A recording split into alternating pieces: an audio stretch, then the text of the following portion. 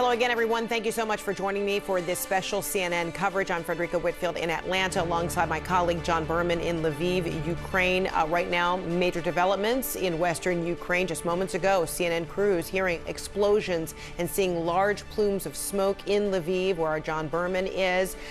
John, let me talk to you because we heard the sirens in the middle of your live shot. You heard the booms later, and now we're seeing this billowing smoke. About how far does it appear that smoke is coming from, where you are, your backdrop? We think a few kilometers at this point. It's a few kilometers to the northeast of us. The smoke rising from behind that hill. There's a lot of different possible things back there. We know there's a fuel depot. We know there is a rail junction back there. 3 explosions, trying to get more information about what might have been hit there. Lviv, which is in the far western part of the country, is a city of about 800,000 people. The population has swelled in recent weeks because this is where refugees have been coming to safety. They've been coming here to get safe and then maybe move on to other European nations, Poland and whatnot. There haven't been any strikes in the downtown area at all over the last month. This would be the 3rd strike in the general area, certainly the closest to the city, and perhaps significant today, in broad daylight, mind you. Look, you can hit a target at night when you know there might not be people around, but an attack in broad daylight within the few hours when President Biden is set to speak to deliver a major address just over the border in Poland, 400 kilometers away, but only an hour to the Polish border from the city of Lviv right now. So it would seem something like a message, perhaps, from the Russians as we again continue to look at this smoke billowing behind us, and we are trying to get more information. We'll bring that to you as soon as it comes. In the meantime, as I said, President Biden just over the border in Poland right now. So far, he's been meeting with Ukrainian refugees and aid workers who are there. In a couple of hours, the president will deliver what the White House is billing as a major speech at Warsaw's historic Royal Castle. CNN's Caitlin Collins, our chief White House correspondent, is in Warsaw for us. And Caitlin, the president's already had an emotional day with much more to come. Absolutely, John. This is the first time President Biden came face to face with these Ukrainian refugees. As these air raid sirens are going off and these blasts where you are, just about 200 miles away from us here in Warsaw, the president has been focused on this humanitarian aspect of this invasion and the people who have been forced to flee from their homes, sometimes without their fathers, their brothers, their grandfathers, who are still in Ukraine, of course, fighting the Russian forces that are causing this invasion, attempting to invade and take over cities. And President Biden is coming face to face with them today, meeting with these women and these children who have been forced to flee with very little more than the clothes on their backs. And you saw they're at this football stadium here in Warsaw. It's been turned into a processing center for these refugees. You could see Jose Andreas in the background there. They brought the World Central Kitchen here. They've been helping feed a lot of these refugees. They've been in other places in Ukraine as well. And President Biden was talking earlier to reporters about his view of President Putin after meeting with the people that Putin has forced from where they lived. You see this and you're dealing every day with Vladimir Putin. I mean, look at what he's done to these people. What does it make you think? He's a butcher. So, John, now the president has called Putin a war criminal, a killer, a pure thug, and now calling him a butcher for what has happened. And President Biden was saying, you were watching him go through the crowds, and he picked up a little girl at one point. He clasped hands with another woman, put his hands on her shoulder, was just hearing their stories and telling them how brave they were. And he was saying that some of the little kids, they just wanted a hug. And a lot of them were asking them to pray for their fathers and their brothers and their uncles who were still in Ukraine, of course, with that mandate in place that if you are between 18 and 60 of the fighting age, you must stay in Ukraine. They were not allowed to leave Ukraine, as many of the others did, the millions that did and came here. And John, I just want you to listen to what some of the Ukrainian refugees were telling President Biden about their experiences. I'm here with my daughter, but my husband and my son are in service. Over there. It's frightening. Це страшно. боїмося, щоб він далі не пішов. And we're just afraid he's going to keep moving. He's going to keep moving. Мы сами, Further. женщины, матеря, уже готовы сами его задушить. We Ukrainian mothers are ready to strangle him with our bare hands, to be honest. Если бы только знали, где он прячется. If we only knew where he was hiding. Чи я можу їх обійняти? Чи я можу їх обійняти? Дозволиш? So big. I don't speak Ukrainian, but tell her I want to take her home. Я хочу з моєю дівчинкою додому поїхати. В Украину. Let's go home I've to got Ukraine. 4 little girls at home, granddaughters. And you know what? They love their grandpa. And I'm crazy about him. This way, Mr. President. Well, you're all brave, brave, brave. And John, you could hear President Biden there. He's saying he doesn't speak Ukrainian, but he wanted to be able to tell that little girl that he wanted to be able to take her home.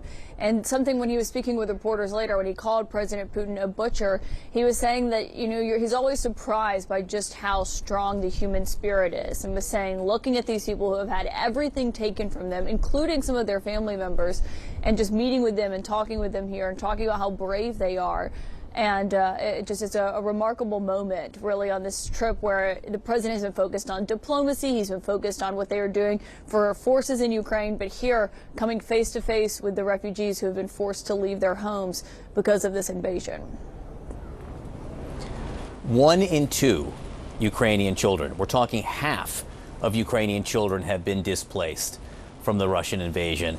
And you can see President Biden there holding one in his arms. It is very emotional. These children's lives will never be the same again. Caitlin Collins, our thanks to you. I do want to read a statement from the mayor of Lviv, who did just post this on his official Twitter site. He said, quote, "The Russian army struck at Lviv. We are waiting for information from the military administration. Stay in shelters." So an official statement from the mayor of Lviv that the Russian military has struck here. That would appear to be confirmation that what we're looking at right now, that smoke billowing behind us, is from a Russian strike. I want to bring in Major General Dana Petard. He's a retired 2-star Major General, CNN military analyst. General, thank you so much for being with us. Look, we don't know what was hit behind me. What we do know is it wasn't the downtown area. What are the types of targets that the Russians have been hitting from the air? Well, good afternoon, John. They've been hitting a number of types of targets, whether it's fuel depots, whether it's electrical plants, whether it's command and control kind of buildings. But this is going to continue until at some point, under the auspices of the United Nations or NATO, led by the United States, in coordination with President Zelensky in Ukraine, that Western Ukraine is declared a humanitarian assistance zone, or HAZ, which will require U.S. troops as well as NATO troops to enforce that on the ground in peace enforcement mission, be prepared for combat if necessary, and also a no-fly zone over Western Ukraine.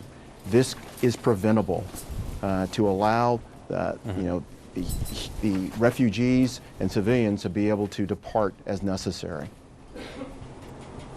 General, a daylight attack near a city which is just a few miles from the Polish border, President Biden in Poland about to deliver a major address.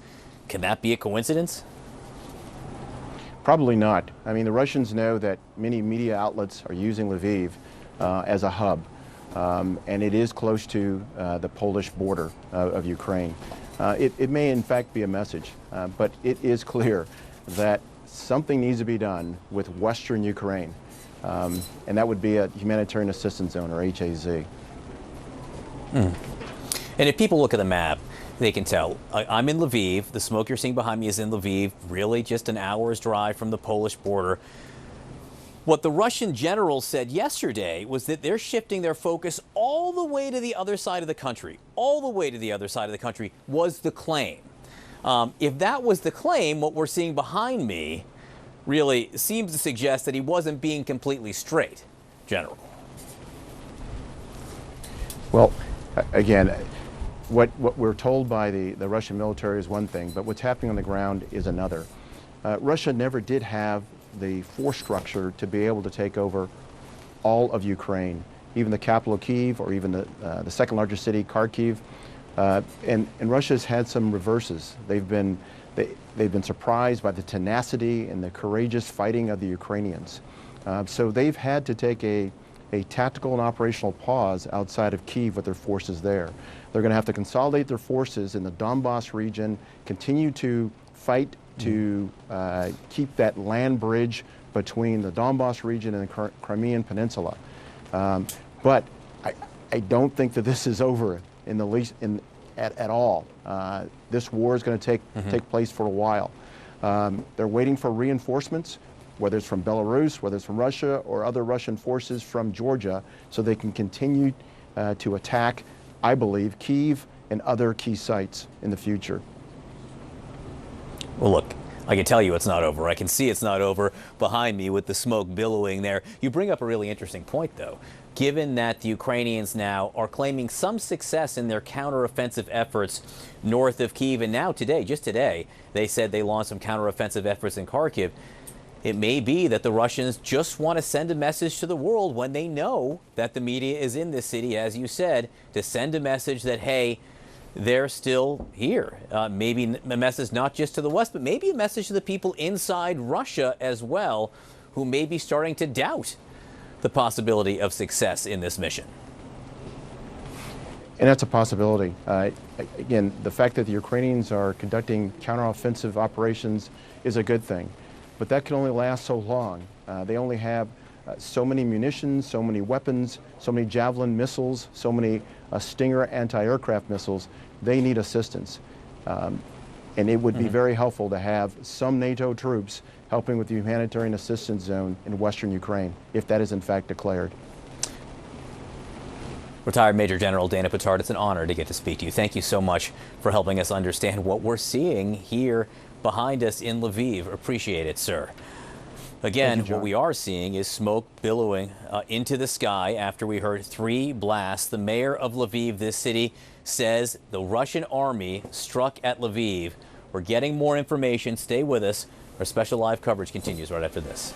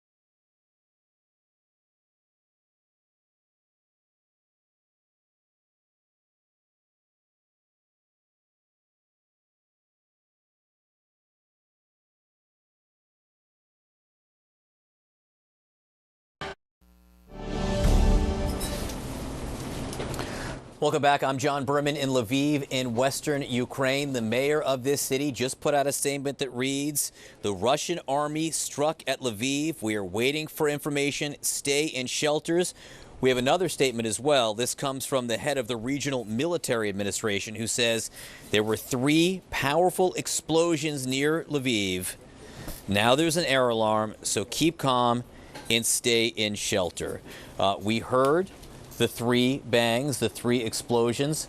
They came from just where you're looking right now, northeast of where I'm sitting, a couple kilometers from where we are. I don't know if it's exactly within the city or outside the city walls, but not far.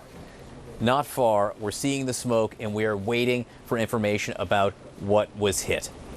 In the meantime, it comes as Ukrainian officials say forces are now going on the counterattack around the capital region, around Kyiv. CNN's Frederick Pleiken reports from Kyiv, where a new curfew will kick in just a few hours. The Ukrainian capital, Kyiv, is still very much on a war footing. We're right in the city center, and as you can see, there's a tank barrier that was set up here with sandbags, obviously a defensive position. And this is something that you really see throughout the entire city, with a lot of checkpoints, a lot of soldiers on the ground, defense forces as well. And just to give you an idea, we are literally in the city center. Over there, you see the Maidan, of course, right in the middle of the Ukrainian capital. At the same time, though, you do get the sense here right now that the people here have a little more room to breathe, that they feel a little more secure because of some of the gains that the Ukrainian forces have been making. For instance, at a checkpoint like this one, you do see a lot more vehicle traffic than, for instance, we have been seeing over the past couple of days. There's more cars going through here. Nevertheless, of course, the situation still remains very dangerous, with the Russians saying that they hit a fuel depot just south of the Ukrainian capital, and in general, of course, fighting still going on not very far from where we are. Frederick Pleiken in the capital of Kyiv. I should also say that we have heard of people heading back to Kyiv, maybe people who've left the country, who are fled here to the west, heading back to Kyiv because they think it may be safer to go back there. We will see. We will see over the next few days. Again, you can still see the smoke rising behind me. The attack on this city in Lviv in western Ukraine comes as President Biden is just over the border in Poland, where more than 2 million refugees from Ukraine have fled. The United Nations says Russia's invasion here has displaced almost a quarter of Ukraine's population. Displaced more than a quarter of the population here. More than 3.7 million have left the country, and nearly half of those going to Poland. CNN's Melissa Bell is at the Polish border, where refugees, mostly women and children, are still arriving. Melissa, what are you seeing? Well, John, this is Przemysl Station, where so many of those refugees that have moved on to Warsaw and that President Biden has just been speaking to come through. And I'll just give you an idea of what this platform looks like. Day and night, people arrive. Day and night, care, aid is given, and I think it's pretty telling what is given at places like this. Basic necessities, toothbrushes, diapers, whatever a fleeing woman and children could need. This is one of the big crossings into Poland, John. The other is just down the road at Medica, and that is where people arrive either by car or on foot. Again, carrying precious little, but the stories of what they've left behind. For a month now, they've arrived day and night at Medica Crossing. Mothers and their children carrying little, burdened only by the images of what they've fled. Where is this, Chernihiv? Chernihiv, it's... Tatiana spent more than 2 weeks getting to Medica with her niece, nephew and daughter, traveling by day and sheltering in basements at night, in fear of the sound of constant shelling. But she says, worst of all, the sound of planes at night dropping bombs. They drop them on the hospitals where the sick are, she says, on the bakeries where they make bread, so we don't have anything to eat, on the water facilities, so we don't have anything to drink. The most scared was when the plane. For Daria as well, it was the sound of the planes at night that scared her the most on her 3-day journey from Kharkiv. It was that sound, she says, that forced her and her son from their first underground shelter. As a mom, she says, I was scared. My son handled it better. It's harder for the mother. And for a grandmother, perhaps hardest of all. Larissa and her daughter Elizaveta escaped from Irpin more than a week ago. A shell hit our house, says Elizaveta. That's it, on the 5th floor. We had a Ukrainian flag hanging on the balcony, so they targeted it. That was when the family decided to flee, heading from Irpin through other occupied towns like Hostomel and Busha. People can't get out, says Larissa. It's too dangerous, because even if a woman walks out with a white flag and a child, they don't look. They just shoot, kill. They spare no one. Anyway, we can't go home now, she says, because there is no home. So, like millions of others, they head into Europe after crossing a border they never wanted to have to cross. John, it is those individual stories of heartbreak, of trauma, of fear and uncertainty about what lies ahead, of worry for their partners, their fathers, their husbands that they've had to leave behind to do the fighting. And there is, of course, as you pointed out a moment ago, the extraordinary scale of this, the sheer numbers of women and children who continue to cross these borders day and night. Yeah, they leave their lives behind, and they often just don't know where they will go next. It is such a big decision, especially when you have so much concern for what's still happening here in Ukraine. Melissa Bell, thank you so much for that report. The breaking news here from Lviv in western Ukraine, explosions, 3 explosions. The mayor of this city says the Russian military has attacked this city. We're getting more information about what was hit. We're also waiting for President Biden, who will speak just over the border in Poland in a couple hours. Our special live coverage continues right after this.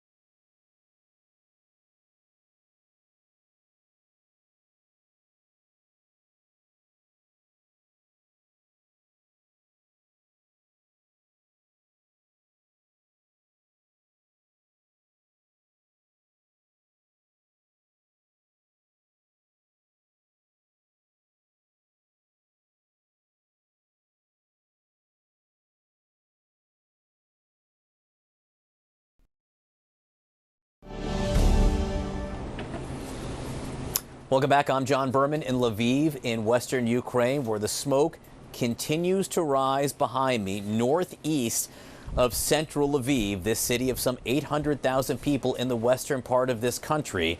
The mayor here put out a statement that says the Russian military has struck Lviv. I want to play for you the moment when we heard 3 explosions. What you'll see is a camera on this site right here. You won't see the smoke yet, but if you listen carefully, you will hear 3 blasts. Let's listen.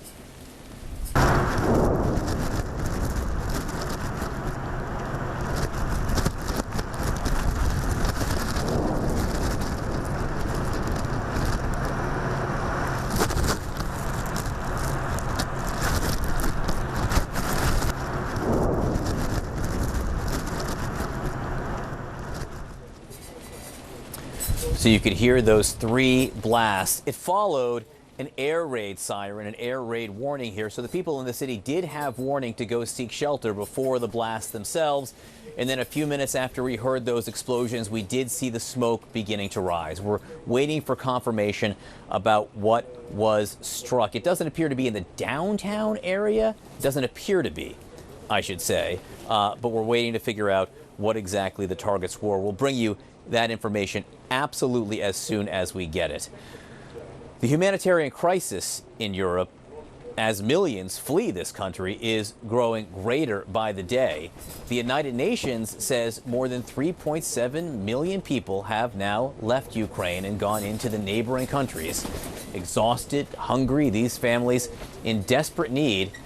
And that's where our next guests come in to help.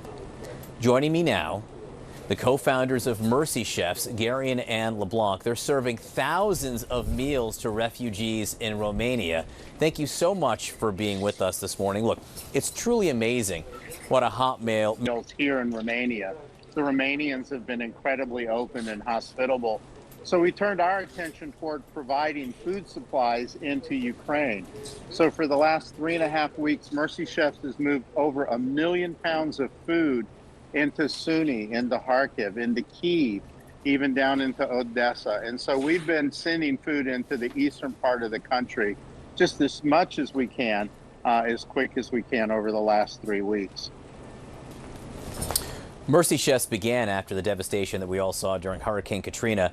You know, how did you branch out into going to places worldwide? Well, you answer the call. You find the need and you meet the need, and you do whatever you have to do to get the job done. So our first overseas trip was after the Haiti earthquake, and we just began to see that there is a space for us to fill as we move quickly and as we move to the forefront of the need. You've been on the ground, as you said, about a month now. What have been some of the unique challenges of this crisis? Well, we find that there's a little bit of a language barrier, so we've had to find folks that could decipher our list. We're trying to make sure we have complete meal boxes that go in and supply. You know, we can't reach everyone with a hot meal, but they're able to cook for themselves. So finding truck drivers that are willing to face the perils of driving across Ukraine and taking these supplies in and finding the right products to send. So it's been amazing to get 1 million pounds of food into Ukraine. Wow, that really is amazing. And you bring up the language barrier. I mean, you speak English, you're in Romania, and you're helping Ukrainians, so a lot of different languages at play there. Right. When you do get a chance to communicate with the people and the refugees and the people you're helping, what are they telling you? Well, it's just heartbreaking when you look into a mom's eyes who has come, you know, they've left their city, they've left their home, they have a suitcase, and you watch their children clutching their one little stuffed animal that's precious to them. You can see that they were said, you can take one toy with you. And then they come across not knowing what to expect. There are many that are right across the border in southern Ukraine, and so there are multiple refugee centers there that we're helping. But the moms just talk about they're so thankful to be safe and how the Romanian people have reached out and made them feel welcome and have helped them move on to other parts of Europe where they have jobs and housing and those types of things. So it's the hospitality has been second to none. Gary and Anne LeBlanc, really, from the bottom of my heart, I want to thank you for the work you're doing. I know it's so appreciated here. There is so much need, and it's because of people like you that these millions of people are finding some of the love that they'll need to get through these coming days. So thank you. Thank you, and you stay safe. I want to bring people. I will, I promise. Just to bring people up to speed on what is happening here, we did hear 3 explosions in Lviv in western Ukraine, where I am, this city, which has been bustling. This has been the city where people have been coming to safety from the rest of the country. You know, you walk through the city this morning, we saw booksellers on the streets. We saw, people out for long walks getting coffee in open markets. I even saw a wedding party taking pictures outdoors, and then hours later from that, you see this. Smoke rising to the sky, 3 explosions. We're waiting for details as to what was hit. We're also waiting for what is being billed as a major speech by President Biden. Notable that this strike in Lviv is very close to the Polish border. President Biden is in Poland, in Warsaw, for what the White House is calling a major speech there. He's already met with refugees, an emotional meeting with Ukrainian refugees there. We're going to bring you that speech live. A lot going on. CNN special live coverage continues. Stay with us.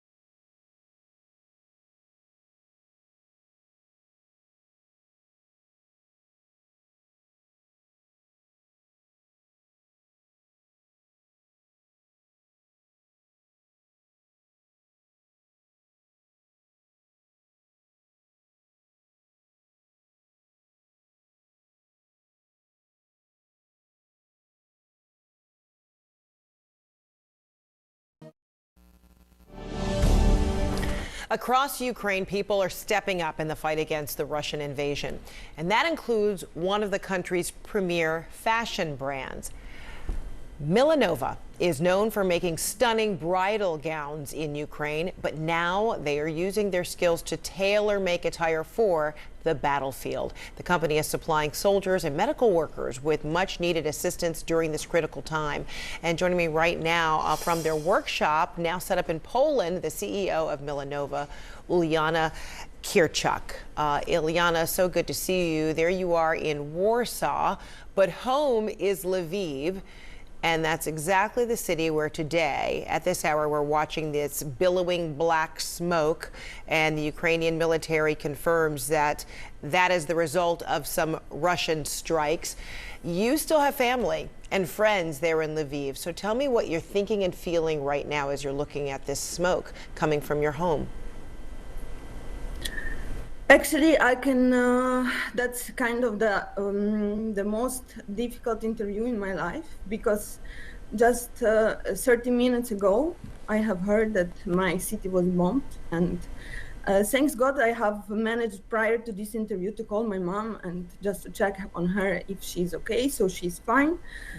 But you know, this city is my heart, and everything I have is there. So it's quite emotional, and I'm feeling like I'm ready to do everything I can to stop this war, because it's impossible to have this feeling on a daily basis. Honestly saying, last period of time, I cannot feel the difference between feeling about Mariupol or Kiev or Lviv. So I'm feeling all of those cities the same, because that's my country. But you know, when you know that you have left all you have there, so the biggest wish is to jump into the car and to go back. So. And Uliana, I'm so happy that you did reach your mom and your mother, and she seems to be okay. At the same time, does hope in a way keep slipping away from you that you are going to get a chance to go back to Lviv, Ukraine, as this, you know, these assaults now get closer and closer to home?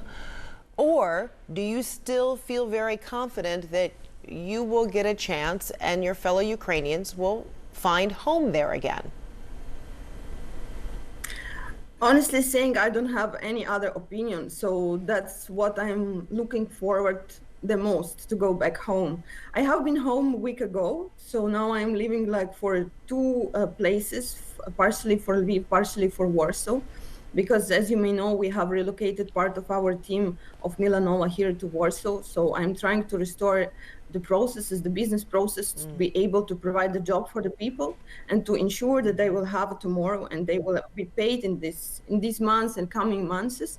Ensure that what we are doing for what we have promised to our customers will be done. But I have just back from Lviv last weekend, so it's just and I was planning to go there in coming days. So oh my goodness. So Uliana, tell me about your business. Here you are a fashion designer of one of the more joyful parts of your life, of any woman's life, making beautiful bridal dresses. And now you all have shifted and you're making garments for battle. What is it that you are creating, and how is it you have been able to do that? And who is involved in creating these items? Actually, we took this decision from the first day of the war. So we had a BCP plan for people relocation, and part of management team has decided to manage this relocation BCP, like implementation of BCP plan to Warsaw.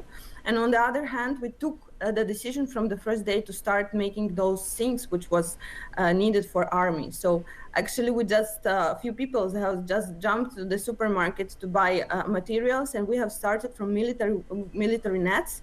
And then we were starting to get a lot of requests from territory defenders, from army, from hospitals to help them with the things they need.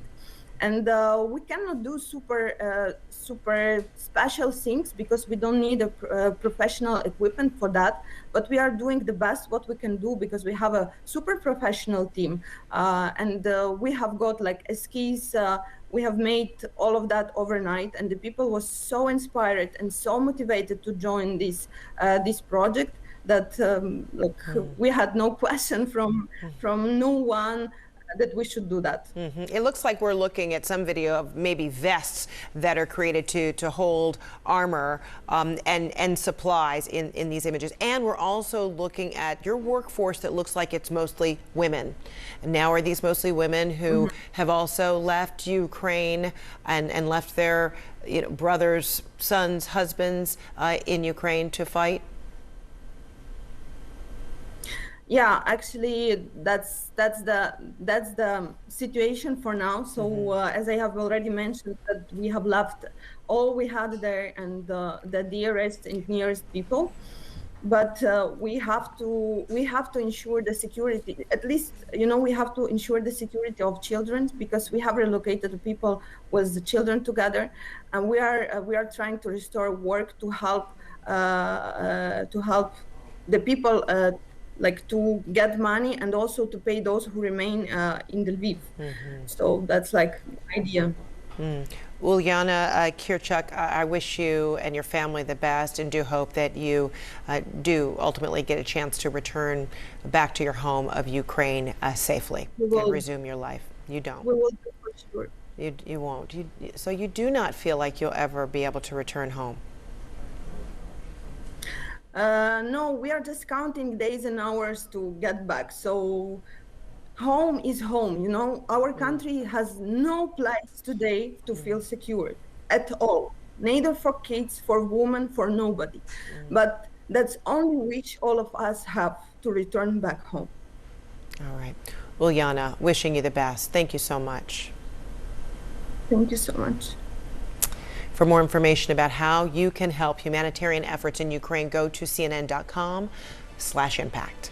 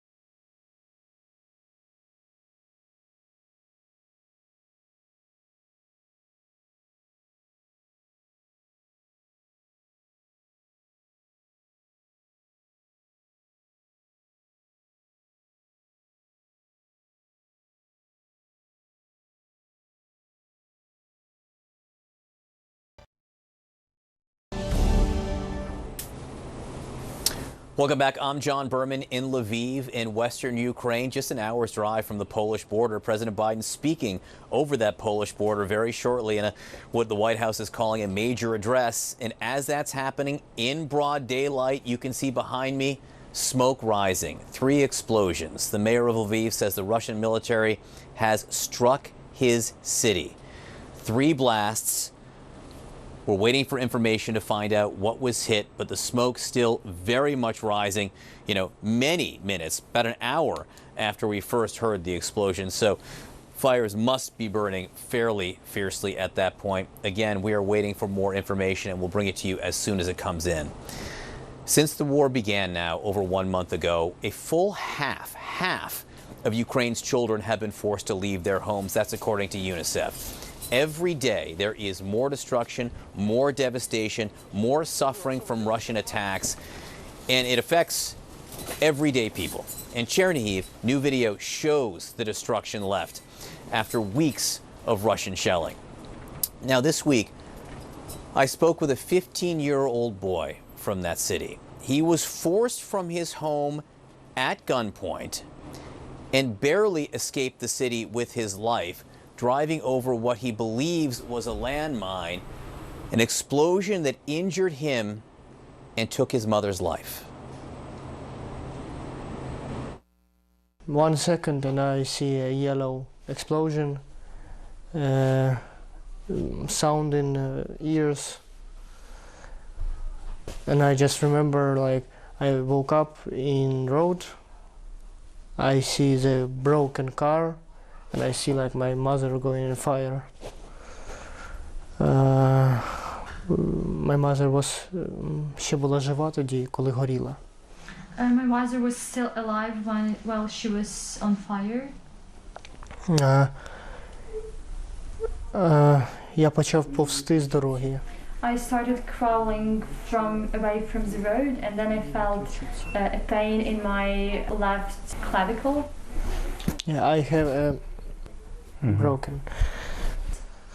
I feel blood in my left ear. Then I hear shooting, not from weapons, rockets or something. And I climb to stairs and hide here. I screaming 1 time, 2 minutes or 3. It was very cold. I just be in socks. You can't walk. Can't walk. And some peoples in village hear the explosion, and these people take us to his house. Накрили нас ковдрами. As he wrapped us in blankets. And your mother during this? Загинула, вона на місці загинула, вона згоріла, що вона... She died at that location, and she was still alive when she got the fire, when my clothes got the fire, and she just burned.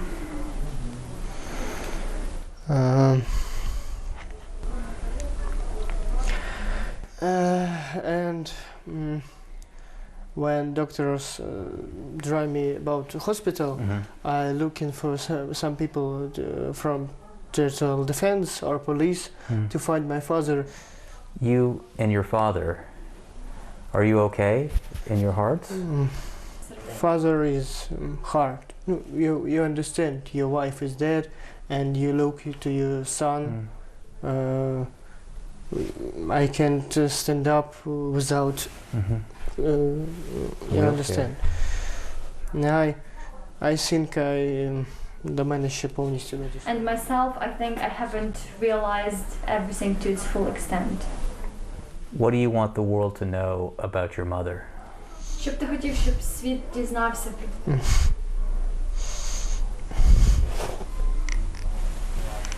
Sorry. I'm sorry. Співчуваю, справді.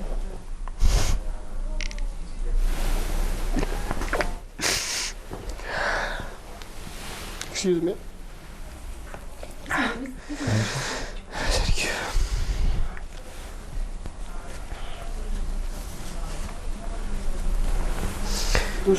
Хочу знати, що мама буде дуже. I want them to know that my mother was a very beautiful woman.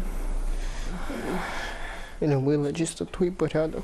She always liked things to be tidy and clean, and my father and I, we always supported, we understood that and supported her. And right now it's very difficult without mother. She has a beautiful and brave son. Вона має дуже красивого і дуже хороброго сина. And I'm so sorry you've gone through this.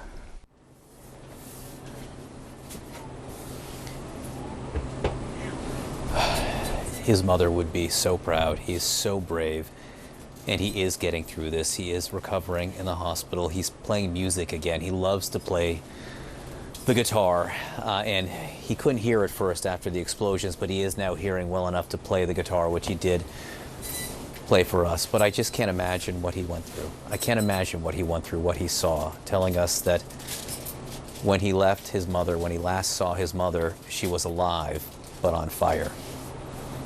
Andre says he plans to return to his hometown once this is over. And when you think of Andre, remember, he's not the only child who's gone through this. He's not the only person here that's suffering. We'll be right back.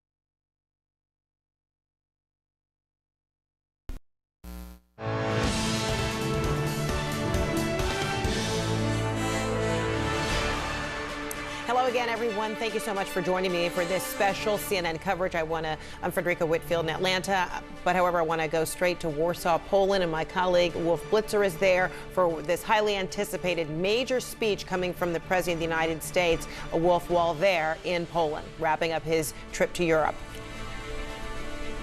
Thanks very much. Fred, this is going to be not just a major speech from the President of the United States, a very significant speech wrapping up what's going on from the U.S. perspective involving the war in Ukraine, but it's going to be a rather lengthy speech, could go as long as 35 or even 45 minutes, we're told, by White House officials. We have a team of correspondents covering this truly historic moment here in Poland. With me right now is Caitlin Collins. She's our chief White House correspondent. Caitlin, you and I have been talking about this for a while. Finally, after the President of the United States has met with the Polish leadership, some of the Ukrainian leadership, not President Zelensky, but his defense minister, his minister of foreign affairs here in Poland, we're going to hear the latest from the President on where this war stands from the U.S. perspective. Yeah, what we're told is really this speech from President Biden in a few moments is going to be kind of a culmination of this entire trip, which has had so many different aspects to it, all obviously with this centered around this invasion of Ukraine and the response to it. And it started out meeting with world leaders and talking about what they are going to do to respond to it. It ended today with him going to a nearby soccer stadium where they are processing these Ukrainian refugees here in Warsaw. And the president had some really personal experiences with a lot of the families there who have been separated from their husbands, from their fathers, from brothers and uncles, and of course have come here with very little in their possession. And President Biden earlier was speaking to reporters, Wolf, after he met with these families and spoke with them and talked to them, including picking up one little girl. And a reporter asked how it changed his view or how it made him think about his view of President Putin. And listen to what he said. You see this and you're dealing every day with Vladimir Putin. I mean, you look at what he's done to these people. What does it make you think? He's a butcher. Pretty remarkable. This is now President Biden has called Putin a killer. He's called him a war criminal. He's called him a pure thug. And now today, after meeting with the Ukrainians that Putin has pushed from their homes, he referred to him as a butcher. And I think it just really sums up this experience for President Biden coming here and talking about the efforts to punish Putin, to isolate him, and meeting with the people that he's pushed out of their homes. And I think that will play a role in this speech today, which is going to cover a lot of the aspects, the same aspects that he has covered during this trip here. Also called him a ruthless dictator the other day as well. He's branded him all these horrible, horrible names. It's hard to believe there's ever going to be another summit between these two leaders. We were there in Geneva last June when there was the Putin-Biden summit. I suspect that's not going to happen. And as you know, President Biden has already said he doesn't want Putin ever again attending that G20 summit. Right, but of course that is not something that's up to President Biden by himself. That's a summit that has 20 nations in it, the world's leading economies. Indonesia is the chair this year, and they've actually not condemned Putin so far, and they've said that they don't believe the sanctions would be helped with the invasion of Ukraine. And so if he is still there and President Biden is also there, it will make for this interesting moment when they are set to go to Indonesia later this year. Though President Biden did say if Putin is still invited, if Russia is still allowed to participate, he believes Ukraine should be invited, even though they are not part of the formal G20. Yeah, we're watching all of this unfold.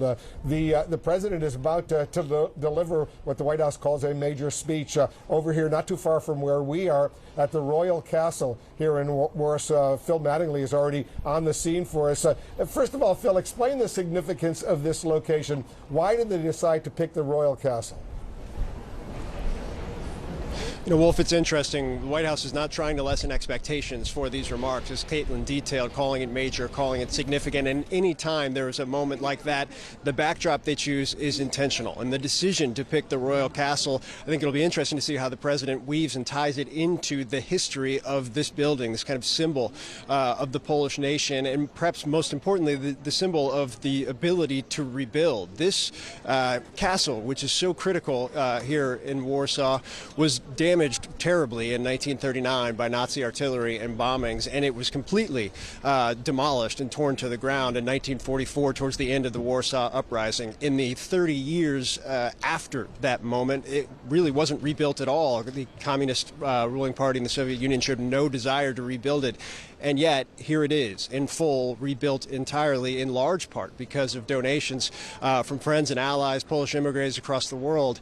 And it is back and completely reformed. And as it was being destroyed by Nazi Germany back in the 1939 through 1944 period, Wolf, a number of the most important artifacts and historical items that needed to be preserved were actually snuck out and preserved, left at countries that now serve as Poland's allies. So I think that'll be a key moment and a key backdrop here as the president tries to elevate his remarks at the end of this trip.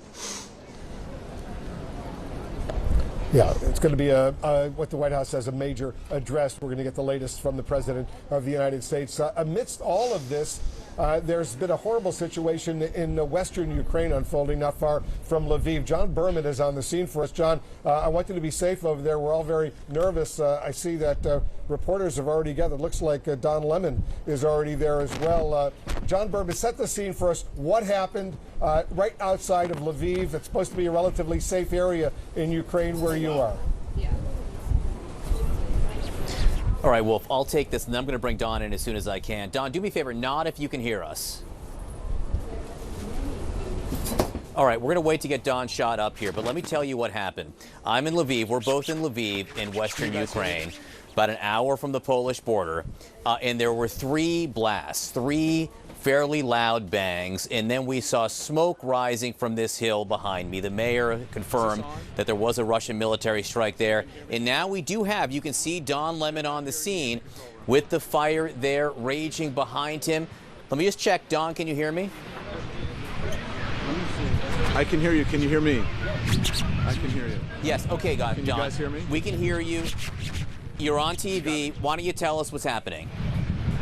Yeah. Well, we arrived here just a short time ago, and John, we were in the same place where you were when those air raid sirens went off just about an hour ago, and you know they've been going off.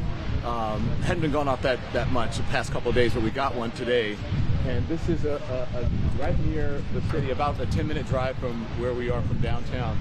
Apparently, according to the mayor, that he believes that is a Russian military strike on this facility. They said that the air raid sirens went off, and then there were 3 strikes that hit this facility. It is a fuel storage facility. Here's the tricky thing. There are some tanks here, and they are filled with diesel and other kinds of fuel. One of them, they believe, that was hit hasn't exploded yet, so they're keeping us back away from, as safely as we can be away from the scene here. But you see the smoke and the flames billowing out of this facility. Now, the facility that was hit last week was in the west, I believe. This is in the north. Is that correct, Tarish? This is in the north? This is in the northeast, so it's not near the facility that was hit last week with that plane facility, repair facility. But again, that's all we know. We see officials on the scene here, John. Multiple fire departments all over, police, and neighbors, people around here were really just blasted from their homes just a short time ago. They're on the streets here, some of them leaving. We've been trying to talk to them, and they're trying to get out of this place. We can smell the smell of fuel in the air, but again, you see the raging flames coming out of this facility, and just black, thick smoke pouring into the air, and it has been going now since those strikes happened a short time ago. So again, according to the mayor who put it out on Twitter, he's saying he believes it's a Russian military. Air raid sirens went off.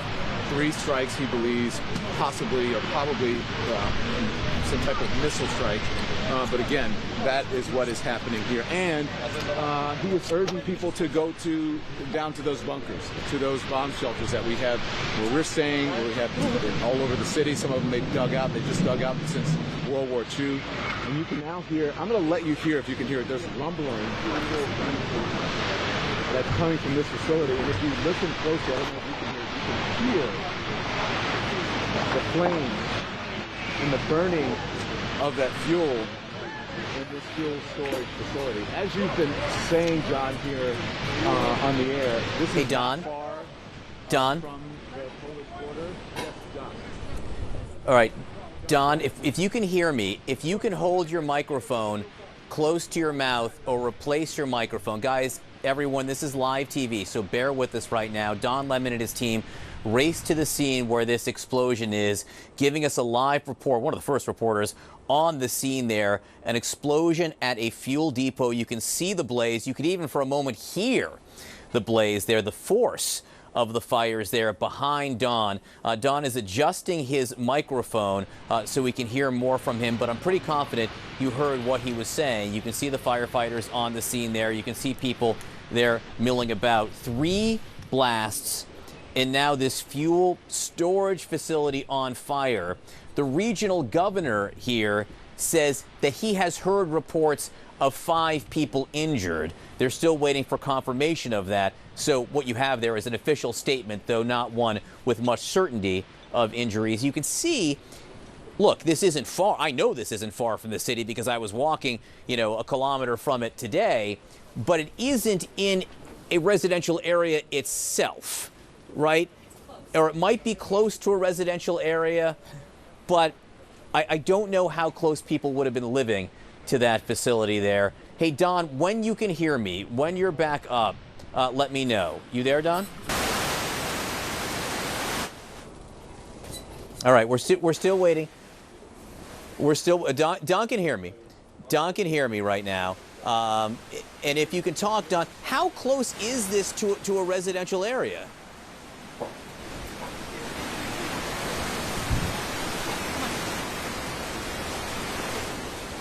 Okay, Don, we can't hear Don's microphone, and it does appear like they're pushing people back from the fires right there, which is a reasonable thing to do. And we are seeing this right now as we are seeing these fires burning in Lviv. This is Lviv. This is in western Ukraine, not far from the Polish border, an area that has been largely spared. And we're going to keep this picture up so people can see this. The fire blazing. You can see our Don Lemon on the scene now, getting some reporting, and Don's going to chime in as soon as we get the communications equipment right. I'm going to bring in Frederick Plykin, who's in the Ukrainian capital of Kyiv right now. And Fred, obviously, we have a situation ongoing here. You've been in the capital where there's been a lot more activity, exponentially more activity over the last several days. Ironically, you've been reporting that some people are starting to return to Kyiv because they get the sense that it may be at least moderately safer day by day than it was a few days ago. Yep. Yeah, that's absolutely right. And of course, that has to do with the fact that the Russian army is being pushed back by Ukrainian forces around the capital, Kyiv. But I think also the situation that Don is in right now, and that fire that you're seeing there, certainly also plays into the situation that we have right here. Because one of the things that the U.S. has said, that the United Kingdom's defense ministry has also said, is that the Russians, while they can't project as much power here onto the capital and to other population centers as they were before, because they're being pushed back, the U.S. says that the Russians are increasingly using what's called standoff weapons. So weapons that are fired from a distance at certain targets. And I think that's one of the things that you're probably seeing right here, right now, is them firing cruise missiles at strategic locations, areas that they believe are important to the Ukrainian war effort to try and disable those. We've seen that in the past couple of days. For instance, yesterday, we had a very similar situation to what you're seeing there right now in Lviv, when the Russians actually hit a fuel depot to the south of Kyiv, of the Ukrainian capital, which they said at the time,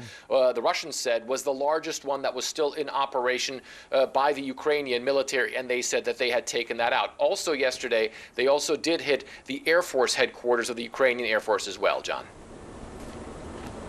All right, Frederick Plykin for us in Kyiv. I do believe we have Don Lemon back. And to our audience in the United States and around the world, bear with us right now. Communications are difficult, but Don Lemon at the scene of a Russian airstrike, apparently at some kind of fuel storage facility in Lviv. Don, give us a sense of what's going on behind you, how close this might be to a residential area, what you're seeing. Okay, John, can you hear? I just want to make sure that you can hear me clearly now. You can hear me? Are we good? Yes, go ahead. Go ahead. Yes. Okay, great. So we moved back a little bit because you could hear the flames roaring in it, and what they're concerned about is another one of these tanks exploding, so they're pushing people back until they can get control of this blaze. You were mentioning how close it is to a neighborhood. It's really close to a neighborhood. It's on the other side. There's a little valley in here on the other side of a retention wall. But Peter, if you can just go around just a little bit and show them how close this is to a neighborhood real quickly, and then we'll get back on the flame. So it's really, really close. This is a neighborhood where everyone has gathered, all of the rescue people, and they've done this on a number of different streets. So if you'll come back here. So we're, I guess, within a tenth of a mile or so from where this is happening. But again, look at those flames.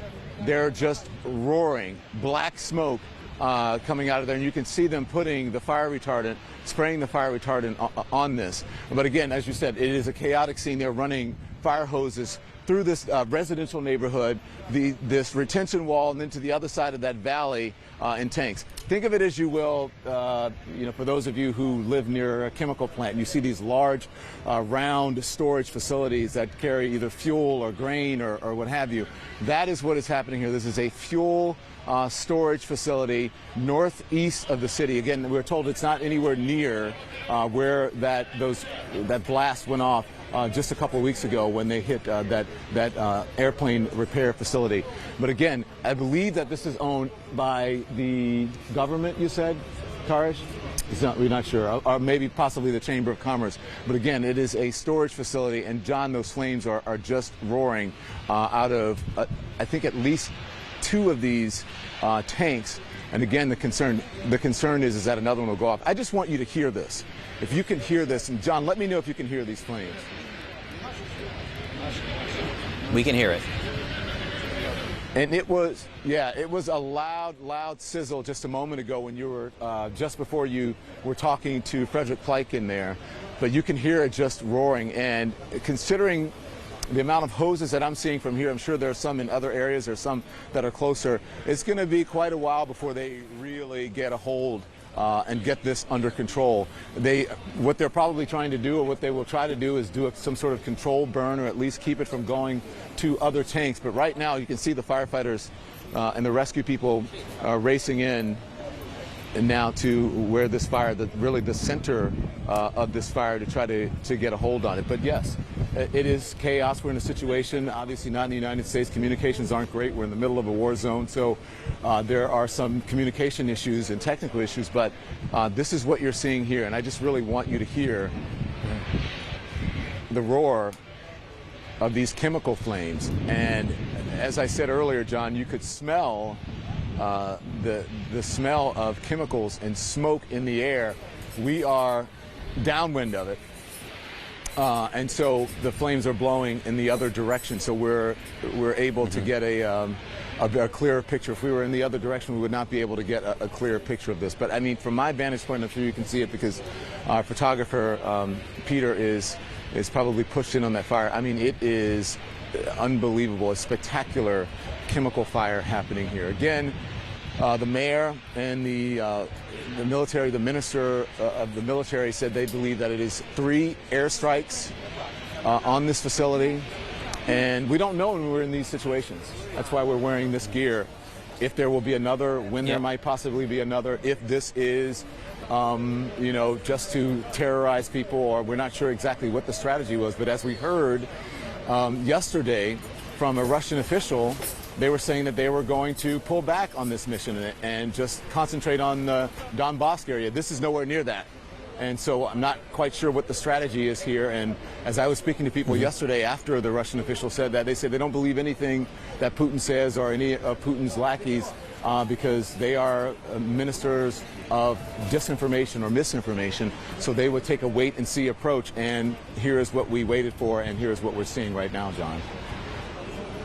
No question about that. This is nowhere near the eastern part of the country, the Donbass region. This is about as far west as you can get. In fact, Don, it is worth noting to people that the city of Lviv, where you and I have both been, hasn't been touched by the war directly, barely. There was one strike just outside the city last week, one at a military base before that. This is by far the closest to the downtown area, very close, as you just showed us, to a residential area. This is a city that is teeming with people. You go out on the streets during the day and people are going about their everyday lives. They're shopping. There are street festivals, practically, it seems. I saw a wedding party being photographed a few hours ago, and now, just a short distance from that, this fire blazing right behind you, Don. And John, just in the week that you and I have been here, we got here together. John and I arrived together.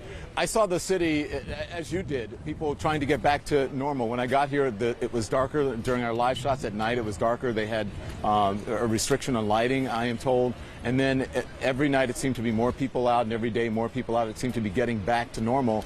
And when I spoke to the mayor and other city officials earlier, I said, with the airstrike sirens going off, And people, are you concerned that they go off so much and that nothing happens, that people would become immune to them, and then if it was real, possibly real, that they would not take shelter in those bomb shelters and in those fallout facilities? And they said, yeah, that was a concern. And then a couple of days after that, as we have been here, we've heard those air raid sirens going off with fewer frequency. There was one yesterday, and then there was this one this afternoon or this evening was actually the real thing. So the mayor is urging people to take shelter.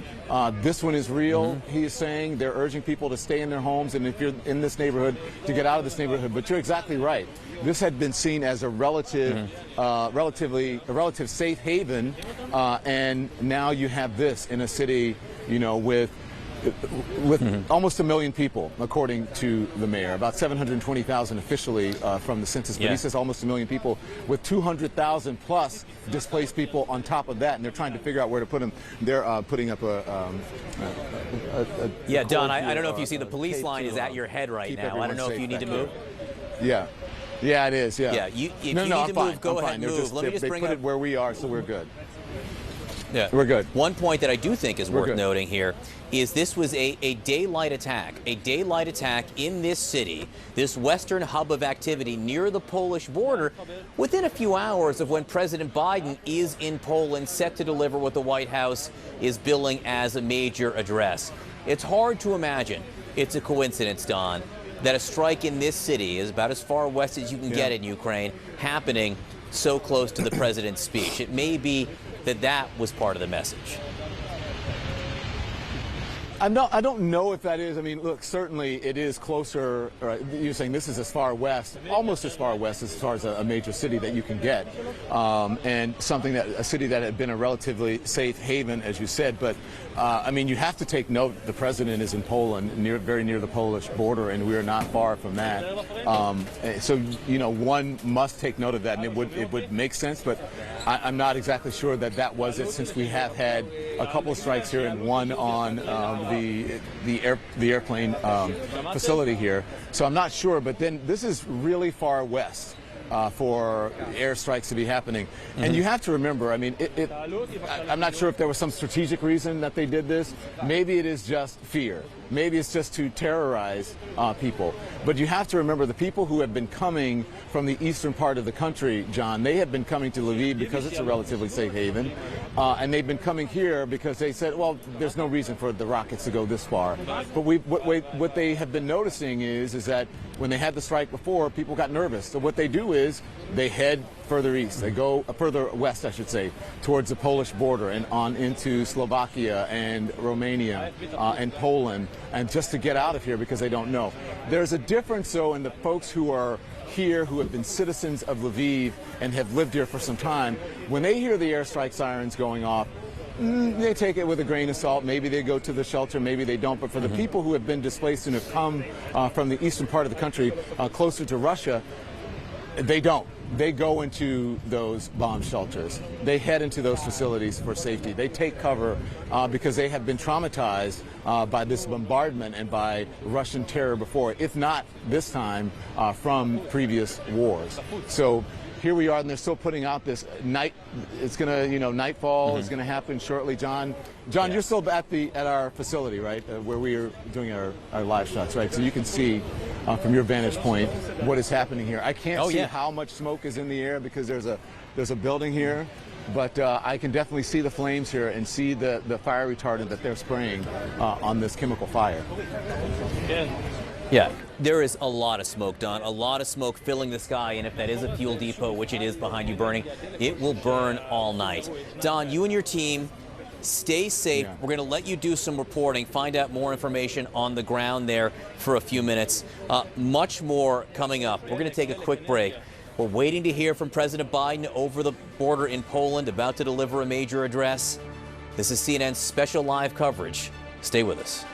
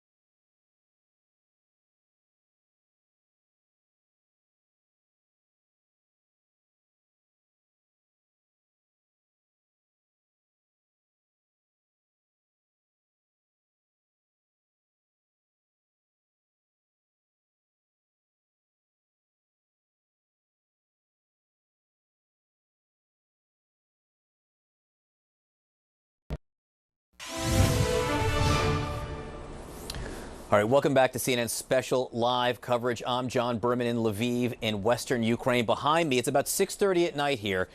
You can see the smoke still rising from behind that hill. A Russian military strike on what appears to be a fuel depot, a fuel storage area. We heard 3 blasts. And now CNN's Don Lemon is on the ground there, on the scene. Don, give us a sense of what you're seeing. We're just trying to get some information here as to what we're seeing, John. And at first, according to the mayor and the ministry, the military minister here, they said it was 3 strikes. We're being told now at least 2 missiles struck Lviv on Saturday. Reports of at least 5 people injured. That is according to the governor. The governor added there's still threats of more missile strikes and said that he's posting information on social media to make sure, information about what was involved in a residential building or other infrastructure objects. That was not confirmed. But again, the flames are pouring out of this building. There are more people showing up, more emergency workers and media. But just to show you, these flames are still going. And as you said, John, rightly so. Being from, I grew up in Louisiana, and there are fuel refineries up and down the river really close to where I live, and there were fires, sadly, that would happen occasionally, and it would take sometimes days for them to burn out. And what they would do is they would set a control and just let the fires burn out. Environmentally, it's not good, but it's the best that you can do in this situation. But what they're doing now, I can only imagine, and well, not imagine, I'm sure what they're doing now is trying to keep it off of the other tanks and keep this fire from spreading not only further into that facility, but into this residential neighborhood. Pete, I don't know, can you see through there? You can see some of the firefighters on the scene there, right to the right of this building, just to the corner of that building. You can see some of the firefighters on the scene, and they're putting the fire retardant on there. No water on this situation, not on a chemical fire. They're not using water on that. But John, I was surprised. You talked about this being, relatively safe as you can be in a war. This city, far west from where the rockets and the bombs had been happening in Kyiv and Kherson and in the eastern Donbass area. This is probably the biggest city west of that, and it was thought to be safe. But I am surprised, as you are, that this is as close to downtown, the city, as it is. At first we were told, we thought it was in a neighborhood a little bit further, and that was a valley, and that we'd have to travel some distance. But we hopped in our van with our security people, with our minders and our fixers and translators, and we were here in no time. This is really, really close to downtown Lviv. And again, we don't know if this is a signal that they're sending to the president. It's sending to NATO and the allies who are meeting in Poland with President Biden, or if there is indeed some sort of precision strategy, something as to why they hit this particular facility. But it is frightening, it is strange, and there doesn't appear to be any strategy, and it's the exact opposite of what the Russian officials were saying yesterday, that they were going to somehow limit what they were doing in this country. Yeah, the context here, Don, is that this comes within 24 hours of Russian military officials saying they were going to enter the second phase of their operation. They were going to reorient their attack to the far east of this country. Well, this is the opposite of that. This is as far west as you can get. And just so people can see in this... Go ahead. I just want you to listen, because you can hear that fire. It's roaring up a little bit. Just take a listen every once in a while.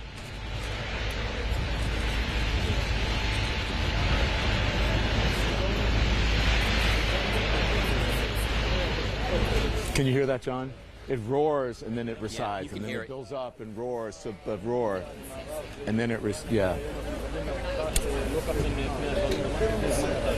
Yeah, you can hear it for sure, and you can also see the heroic work being done by the firefighters there, trying to limit the damage that's done. And what I was talking about was just the context of this coming so soon from when the Russians were claiming they were going to reorient the attack to the entire other side of the country. Well, this is as far away as you can get from the east.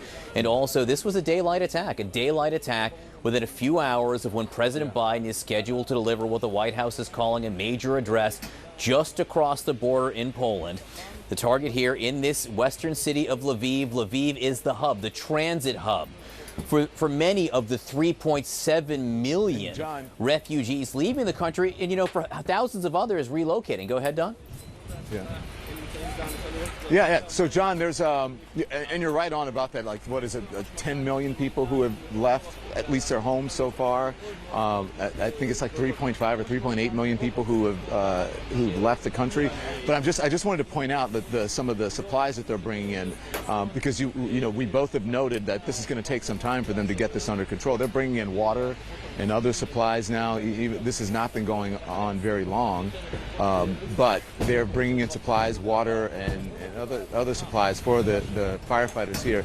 And if you can see, I'm not sure what you can see because I can't see what we're airing, but there are people there in hazmat suits, those silver-looking space suits. We've noticed that firefighters have been donning as they get closer into this fire. And look at the glow. It's just an orange glow that happens. And then look how close the firefighters are to this fire. You can see them, and then the smoke covers them. So look, this is a job of firefighters having to run now to get back from this fire. From my vantage point, I can see it looks like a wild hose for them trying to get back, but it seems to be spreading closer to them. Look, these are people who run towards danger, our firefighters, and this is probably some of the most dangerous work that you can do. Fighting a fire, John, in the middle of a war zone, definitely heroic work and not easy to do. It's tough work, but this fire again glowing, the fire at least glowing orange, the smoke, black smoke billowing off of this fire, and we know when it's black smoke, that's the stuff that is of danger here. That's a chemical smoke, and it is still going and will be going for some time.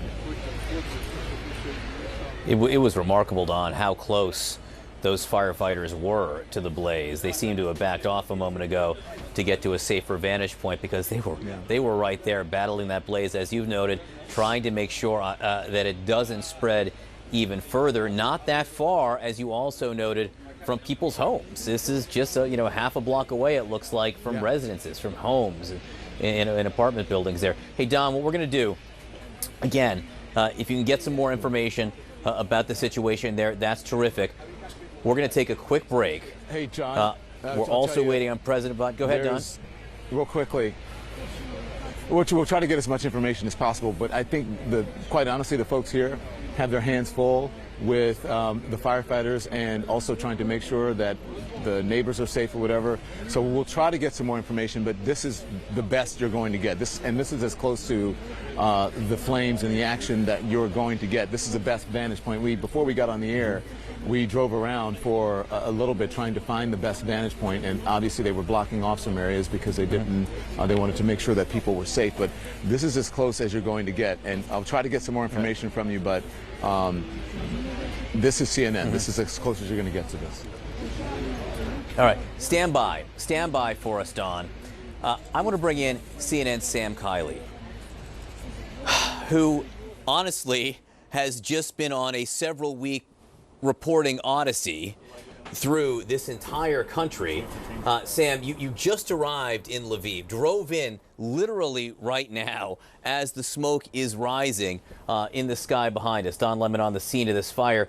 But you have seen so much of the rest of this war firsthand, the fighting, the close contact fighting in some places. Just give us a sense of what you've seen and put what we're now looking at in context there.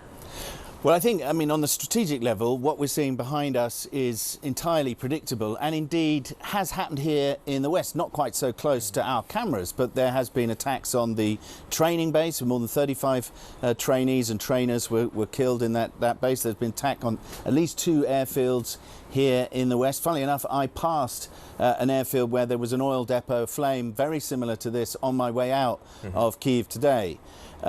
And what the Russians are doing, notwithstanding the fact that the Pentagon believes that maybe they're running low on their precision-guided missiles, is that they are now using them to some effect. They are very deliberately picking away at the ability of the Ukrainians to sustain their effort, because the Russians have run into the mud, if you'll excuse the pun. I mean, quite literally, they are now able only to drive down roads with their tanked vehicles, which means that they're very vulnerable to the Ukrainian attack, something that the Ukrainians at an infantry level are being able to do with the Javelins and NLAWs, these anti-tank missiles. So they've held them up around Kiev, they're counter-attacking around Kharkiv.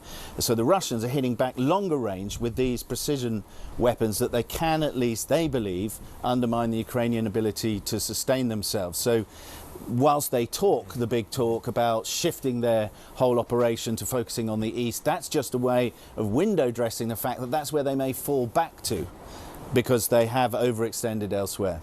Just to remind people of what they're looking at, Ryan, to bring people up to speed, these are pictures, live pictures, of a fuel storage center in Lviv, the westernmost major city in Ukraine. The fuel storage center on fire right now. The apparent target of a Russian airstrike. We heard 3 explosions there. We're told at least 2 missiles hit there, and it is now very much on fire. And sitting here with me, with the smoke rising behind us, I should note, is CNN's Sam Kiley, who has been all over Ukraine, just arrived here in what was thought to be a relatively safe city. But it's interesting because even as this fire burns, it's not inconsistent with the notion that, as you say, the Russians are actually having trouble in their overall strategic mission. They are. I mean, let's not get overexcited about this, in a sense that the Ukrainians are not winning. What the Ukrainians are doing is putting up an unexpectedly successful defense. So they've saved their capital city. They're keeping the war in the east. They're draining Russian resources and putting up the most amazing fight in the southeast, forcing the Russians to use these long-range weapons, because you were always going to be out of range of army weapons, of shorter-range missiles, surface-to-surface missiles of the sort that you would drag behind a truck. These are long-range missiles fired probably from the Black Sea, cruise-type missiles, and that's where you get the precision, so they can dive straight in. That's a very deliberate attack, as opposed to the wholesale massacre that is going on in Mariupol, especially Kharkiv, where you see the whole city having rains of, and it's actually called hail. The Grad missile is an explosive hail that comes down on people's heads. The idea then was to break the will of the Ukrainians to defend themselves. This kind of attack is a more strategic one. It's to try to remove the ability of the Ukrainians to sustain their operations. But if you look at the black smoke there, and you look at where Don is on the ground, you can see that, first of all, that the fire is really, really intense. But this is not refined petroleum that's going up, or it would have been a terrifically big bang, and we'd all have singed hair here. What you've got there probably is crude or unrefined or semi-refined fuel, which is that's the only good news. The bad news is that the Russians know every inch of this country. They've got infiltrators, they've got spies on the ground, they've had satellite imagery, they've been planning this for a long time. There were at least 2 major ammunition dumps in the between 2014 and this year that were blown up in the interior of the country, steadily removing, they hoped, the ability of the Ukrainians to defend themselves. What the Russians haven't factored into their planning is the response from Ukraine's friends, and particularly the ability of the Ukrainians to put that modern weaponry to good use on the ground, forcing the Russians to conduct these kinds of air attacks that we're watching unfold, the results of which we're watching unfold now, John. Just a huge firefighting effort you're looking at right now on the ground in Lviv. A fuel storage depot hit by a Russian airstrike. 3 explosions. We're getting more information from the scene. This is CNN's special live coverage. We'll be right back.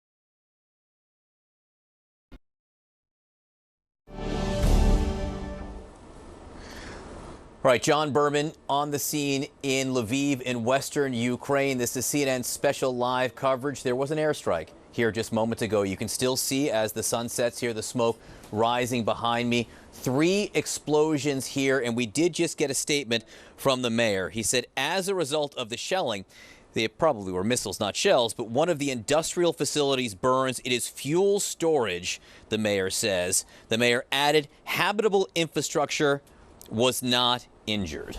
Habitable infrastructure was not injured, so residential areas, so say the mayor, not hit.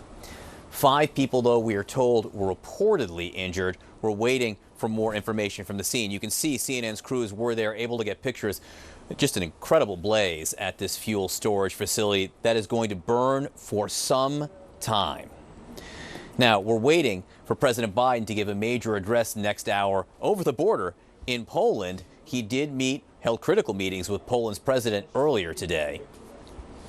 I want to bring in Helena Yanchenko. She's a deputy majority leader of Ukraine's parliament, and she joins us from western Ukraine.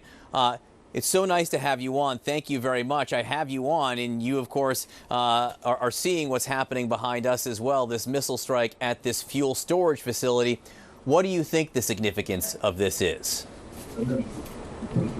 I should tell you that I just arrived to Western Ukraine, but this night I spent in Kiev, and it's actually not, the best night and the best experience that you can go through, because in Kiev I've heard shelling, like for a half night I've heard shelling every 15 or 20 minutes, and you can't really sleep, especially when it hits like really near your house or near your neighborhood.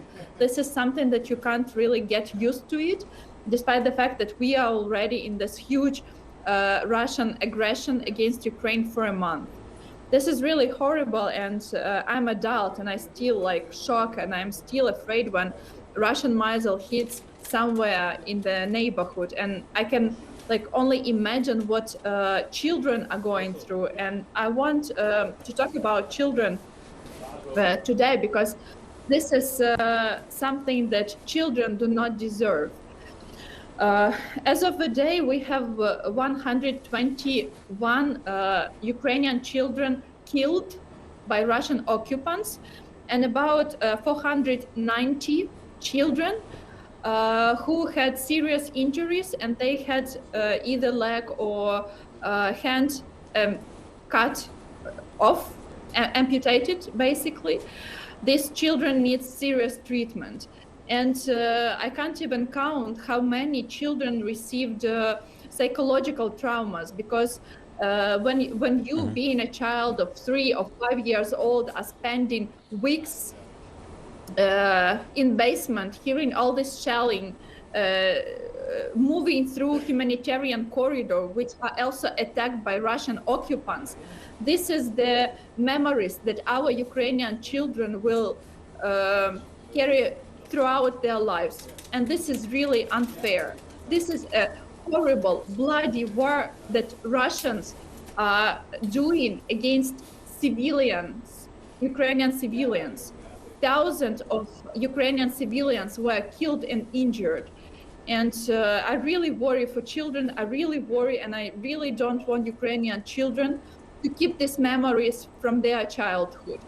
And to stop this nightmare, to stop all these horrible things that Russian occupants are doing in Ukraine, nowadays, all the civilized countries, all our Western partners should really think what else they can do. We received a huge help from US, from European Union, from United Kingdom. We appreciate it, both military support, but also economic sanctions. But we see that Russian army keeps this horrible war in Ukraine. They keep killing people. They keep bombing and shelling peaceful cities. And it means that these actions that Western countries are doing to help Ukraine, and the steps that Western countries are doing to stop Putin and stop Russian army should be increased. So I appeal to all American citizens and also to American politicians to impose even more severe sanctions, economic sanctions, against Russia on one hand, and on another hand, to increase military support to Ukraine. We still need more air defense. We need anti-tanks weapon, and we need heavy weapon because, we have really courage and really brave men and women joining Ukrainian army and territory defense, and they need more equipment and more weapon to stop the enemy, to stop, basically Russian Nazis. That's the only word that I can find, because what Ukraine goes through is even worse than what Europe went through during the World War II. Helena Yanchenko, we thank you so much for being with us. As you know, there are so many brave women and men here, and we just saw some of them running toward the blaze from this fuel storage facility that's been hit by a Russian airstrike in Lviv. So many people going to fight that blaze right now. Helena, thank you very much for being with us. And as Helena also noted, 1 out of every 2 children, half the children in this country now have been displaced. Ukrainian children are now children of war, and they will carry that with them for their entire lives. Again, the breaking news, an airstrike in the western city of Lviv, where I am, a fuel storage facility on fire, not far from the border of Poland, and we are waiting for what is being billed as a major speech by President Biden coming up very shortly in Poland. He just had a dramatic meeting with Ukrainian refugees. This speech scheduled to begin in a few minutes. You're looking at live pictures from the scene there. Much more in our breaking news coverage ahead.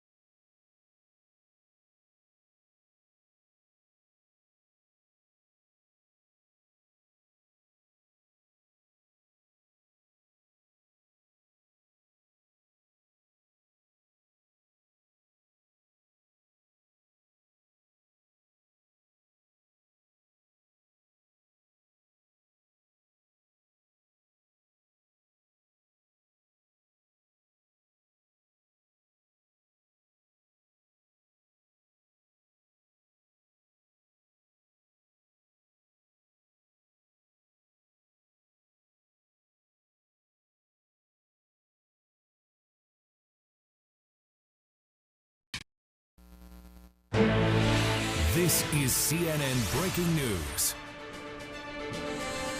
Hello and welcome to our viewers in the United States and around the world. I'm Wolf Blitzer reporting today from Warsaw, Poland, where moments from now, President Joe Biden is set to deliver what the White House is calling a major address on the war in Ukraine.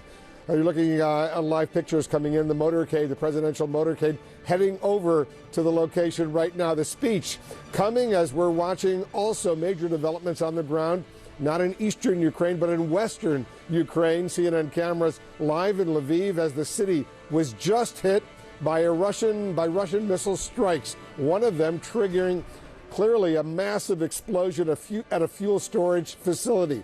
At least 5 people were reportedly injured in this attack. The strikes less than 60 miles or so from Ukraine's border with Poland, where we are, and the President of the United States is getting ready to make this major speech as well. CNN has teams covering all of these late-breaking developments in Ukraine as well as here in Poland. I want to go quickly to CNN's John Berman.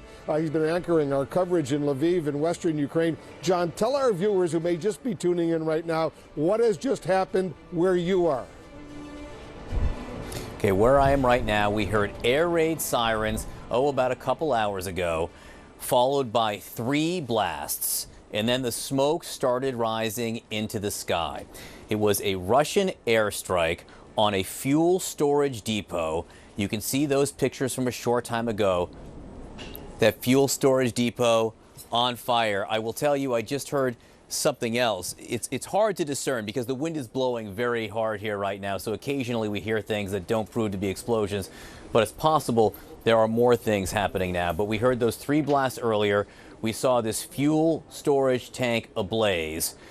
And you can see our CNN cameras got to the scene to see the heroic efforts by the firefighters there to put it out. The mayor of Lviv said it did not hit a residential area. No residential structures were damaged. The regional governor said there are reports of 5 injuries. We're waiting for more information about that. But this fire is going to burn well throughout the night at that fuel storage facility. And it's the type of target that the Russians have been striking around the country, trying to hit the logistical efforts of the Ukrainians. Now, it's notable that this strike happened in daylight in Lviv, one of the westernmost major cities, while what you're looking at right now, President Biden is over the border in Poland. I'm just an hour away from Poland. President Biden is scheduled any minute now to deliver a major address on the war in Poland. We'll bring that to you live as soon as it comes. It's from the castle there in Warsaw. Beautiful location for a speech. We expect to hear from President Biden very shortly. And the Russian airstrike here, not that far away in broad daylight. Could it have been some kind of a message from the Russians showing that they can hit wherever they want, whenever they want? Who knows? I am joined by CNN's Sam Kiley, who just arrived in this city after traveling for months all over this country and seeing really the heated battles firsthand. Put this in context, what we're seeing here tonight. Well, it looks relatively small beer if you compare it to what's going on in Kharkiv or Mariupol, those cities that have been devastated in a wholesale way.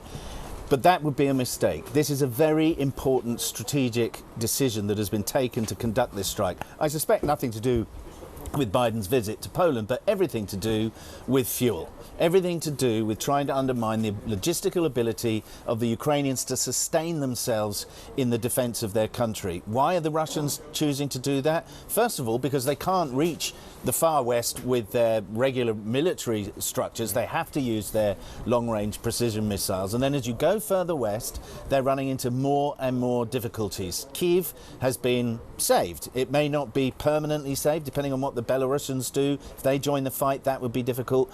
But there has been a counterattack in Kyiv. There's a counterattack from the Ukrainians, they are claiming, going on in Kharkiv, a city that has been almost flattened by the profligate use of dumb bombs. This was a smart bomb. What's going on in the west, in the east of the country, is the use of dumb bombs to try and break the will of the civilian population. That hasn't worked, and so clearly, and you've seen that here in the west of the country before, you know, with the strikes on training facilities and air facilities, the efforts being made by the Russians to undermine the ability of the Ukrainians to continue to fight. I think that's really what you're seeing here, John. Sam Kiley, I appreciate you being with us. I just want to thank you for the work you've done over the last many weeks all over this country. And thank you for joining us now as we're seeing these fires burn here behind us in Lviv.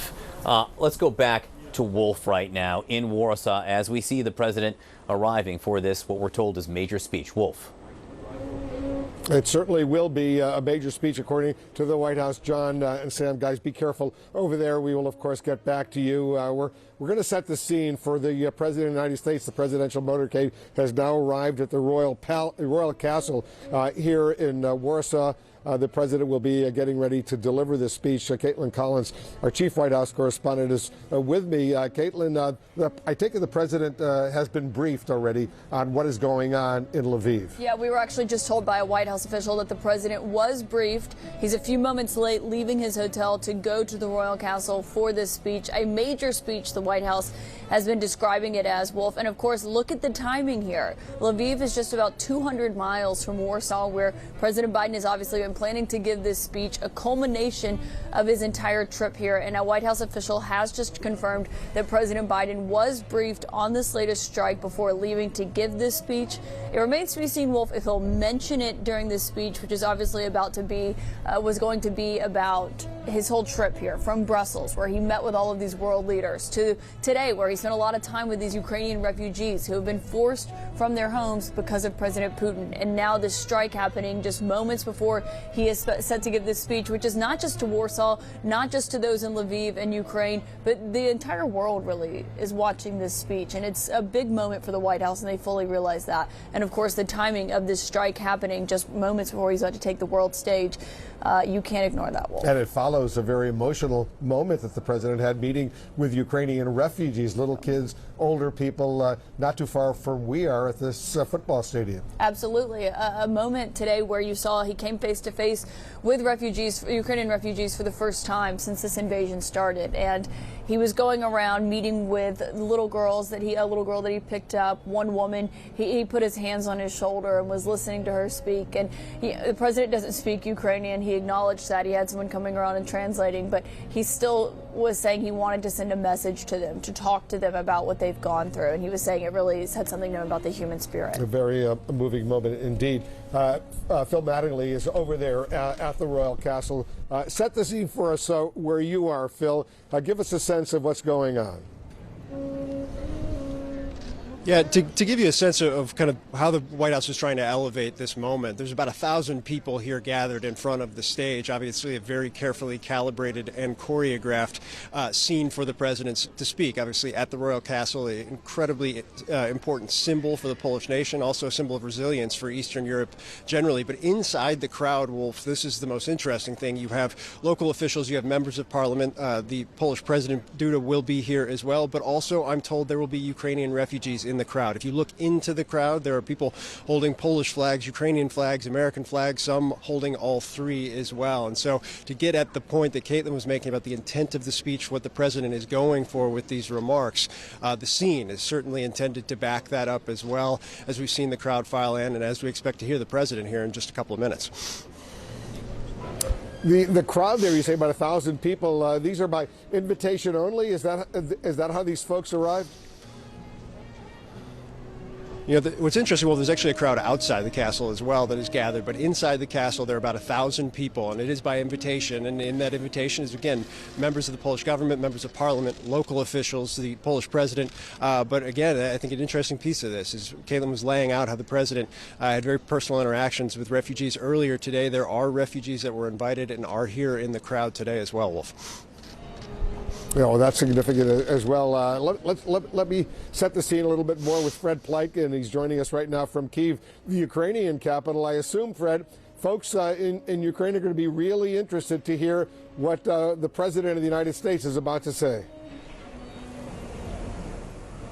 Well, I think they certainly are going to be very interested. Certainly the leadership of this country is going to be extremely interested. The regular people are going to be interested. And the military of this country are going to be interested very much as well. The Ukrainians have for a very long time said that they believe that their best ally in this war that Russia has unleashed on their country is the United States. It's been quite interesting because the leadership here understand that it's the U.S. that's really leading all of this as far as the Western world is concerned, as far as weapons deliveries are concerned, as far as policy is concerned, and of course as far as uniting the Western alliance is concerned as well. President Biden, of course, is someone who is believed here to know Ukraine very well. He was, of course, essentially the man responsible for Ukraine policy during the Obama administration. So a lot of people, a lot of senior officials very familiar with President Biden. I think by and large, many of them very happy with the decisions that have been made on the part of the U.S. Of course, you hear the Ukrainian President Volodymyr Zelensky often say that he wants more. He wants a no-fly zone, which obviously the U.S. is not willing to provide.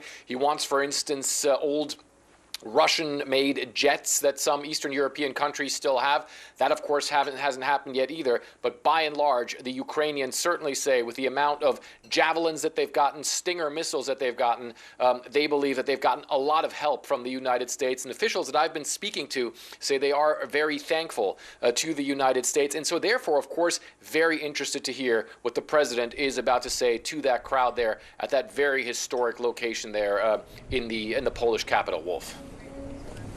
Yeah, the Royal Castle, indeed. They're getting ready for the President of the United States. You see some of the invited guests there. You see some of the people who have organized this event, and it's going to be a significant speech indeed. Caitlin Collins is with me. We're watching it very, very closely. And you can't ignore the fact that the Russians attacked a location about 60 miles or so from the Polish border just outside of Lviv. You absolutely can't ignore it. And as John Berman was noting, you know, Lviv has been what is believed to have been a relatively safe space. Obviously, it's still well within Ukraine, and they've been under complete attack for over a month now. But it has not been an area that has been hit as much as other parts of Ukraine. And so now this strike coming shortly before President Biden is set to speak, it is something you can't ignore. We don't know, obviously, what's behind the timing. We know the mayor of Lviv says it was a Russian strike on this industrial facility that stores fuel. And President Biden was briefed on it, and that could have been why he was a little bit delayed in coming out to deliver the speech, because he was supposed to leave his White House, or he was supposed to leave his hotel just a few moments before. He hasn't briefed on this. We'll see if he mentions it in this speech, Wolf. But this does come as the White House has said they don't believe this invasion is over anytime soon. This fight that has been happening inside Ukraine, they have warned it's not going to be over soon. It's not going to be over easily. And that's been something they've grappled with and talked about as the president has been here on the ground. Phil Mattingly's over there at the Royal Castle. Phil, I'm told that they worked really, really hard, carefully in drafting this prepared speech for the President of the United States. He got involved himself, obviously, as well. You got the President of the United States who's there, the Secretary of State, the Secretary of Defense, the President's National Security Advisor. All of them have weighed in making sure that this moment is critically important. It's a pivotal moment in what's going on in the war in Ukraine, clearly, and they want to make sure that the President says precisely the most important things. Well, we've seen over the course of the last 4 days, at various points, the president will riff on specific issues and give you some insight into, I think, the depth in which he wants to go in these remarks about this moment in time, the urgency of the moment, the stakes of this moment. And he wants to expound on that a lot and in detail, trying to kind of underscore the reality of what's happening right now. I think what's most interesting, and Caitlin can talk to this too, is this is a White House that doesn't do big events. They are mostly scripted in his public remarks. They don't necessarily seek out the big stadiums, the big crowds, those types of things. This is different. This is very carefully planned.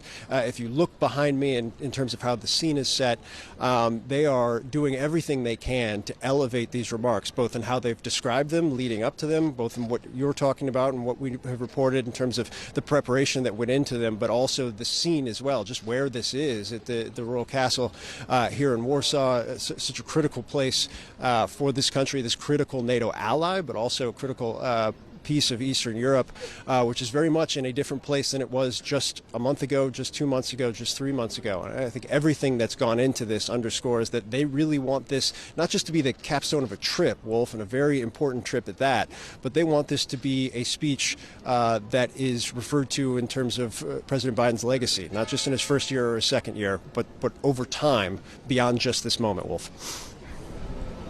Yeah, and it's a very, very historic moment indeed, because this royal castle, as you point out, it was destroyed by the Nazis during World War II, and only in recent years has it been completely rebuilt as a gesture, as a symbol of Polish history and Polish tradition. Tell us, I'm sure the president will get into that a little bit as well. Yeah, I think that you don't set the scene and have this as your backdrop and not find a way to thread that into the remarks. I think there's no question about it. I think in terms of resilience, there's perhaps no better place in this country, in particular, maybe in terms of Eastern Europe, than this royal castle. Obviously, the history of Poland has very much been intertwined with the history of this castle over the course of hundreds of years. But I think the point that you made in terms of the timing that stands out the most is it was almost completely destroyed in 1939 by Nazi artillery. It was completely destroyed in 1944, and that resilience and rebuilding matters here, Wolf. All right, stand by. I think they're about to introduce the President of the United States. They just said, let's just hold on for a minute. He's coming out right now. Here comes the President of the United States. Let's listen in. A major address on the war in Ukraine.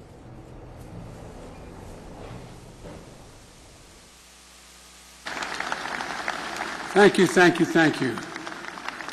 Please, if you have a seat, be seated. If you don't, come up on stage. Thank you very much. It's a great honor to be here. Mr. President, they tell me you're over there somewhere. There you are. Thank you, Mr. President. Be not afraid.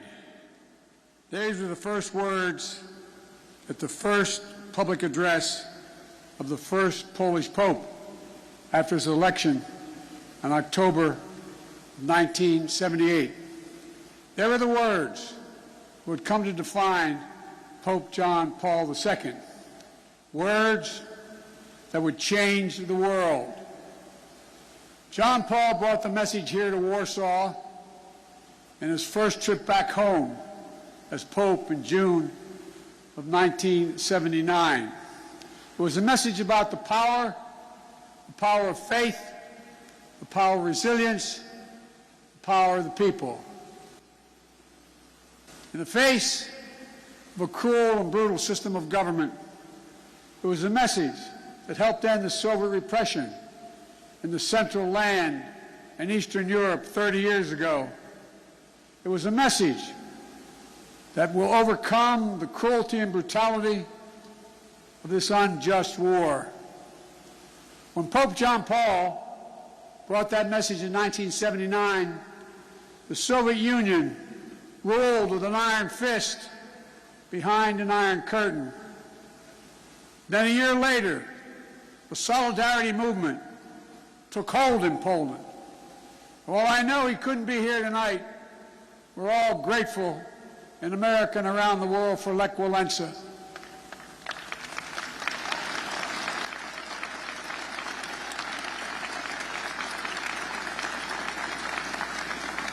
Reminds me of that phrase of philosopher Kierkegaard.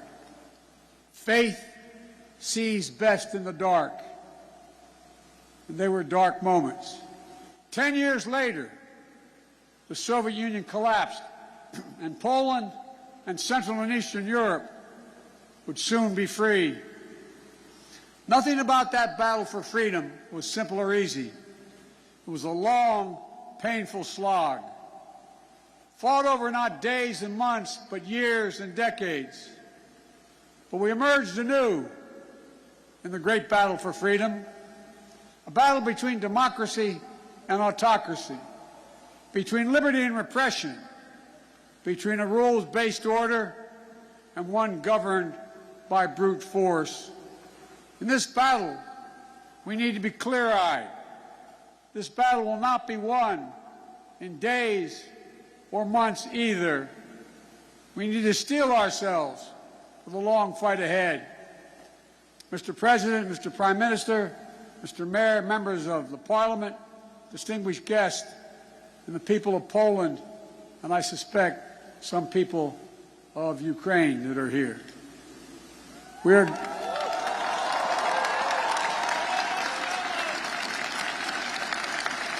are gathered here at the Royal Castle in this city that holds a sacred place in the history of not only of Europe, but humankind's unending search for freedom. For generations, Warsaw has stood where liberty has been challenged and liberty has prevailed. In fact, it was here in Warsaw when a young refugee who fled her home country from Czechoslovakia, was under Soviet domination, came back to speak and stand in solidarity with dissidents. Her name was Madeleine Koebel-Albright. She became one of the most ardent supporters of democracy in the world. She was a friend with whom I served, America's first woman Secretary of State. She passed away 3 days ago. She fought her whole life for essential democratic principles. And now, in the perennial struggle for democracy and freedom, Ukraine and its people are in the front lines, fighting to save their nation. And their brave resistance is part of a larger fight for an essential democratic principles that unite all free people. The rule of law, fair and free elections, the freedom to speak, to write and to assemble, the freedom to worship as one chooses, freedom of the press. These principles are essential in a free society. But they have always been under siege. They've always been embattled.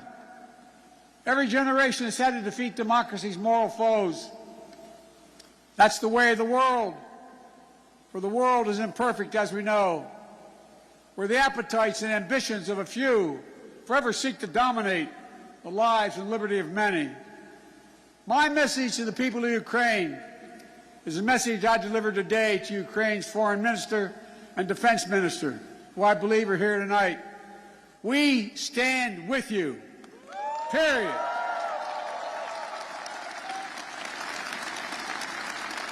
Today's fighting Kyiv and Melitopol and Kharkiv are the latest battle in a long struggle. Hungary, 1956. Poland, 1956, and then again, 1981. Czechoslovakia, 1968. Soviet tanks crushed democratic uprisings. But the resistance continued until finally, in 1989, the Berlin Wall and all the walls of Soviet domination, they fell. They fell. And the people prevailed. But the battle for democracy could not conclude and did not conclude with the end of the Cold War. Over the last 30 years, the forces of autocracy have revived all across the globe. Its hallmarks are familiar ones: contempt for the rule of law, contempt for democratic freedom, contempt for the truth itself. Today, Russia has strangled democracy, has sought to do so elsewhere, not only in its homeland.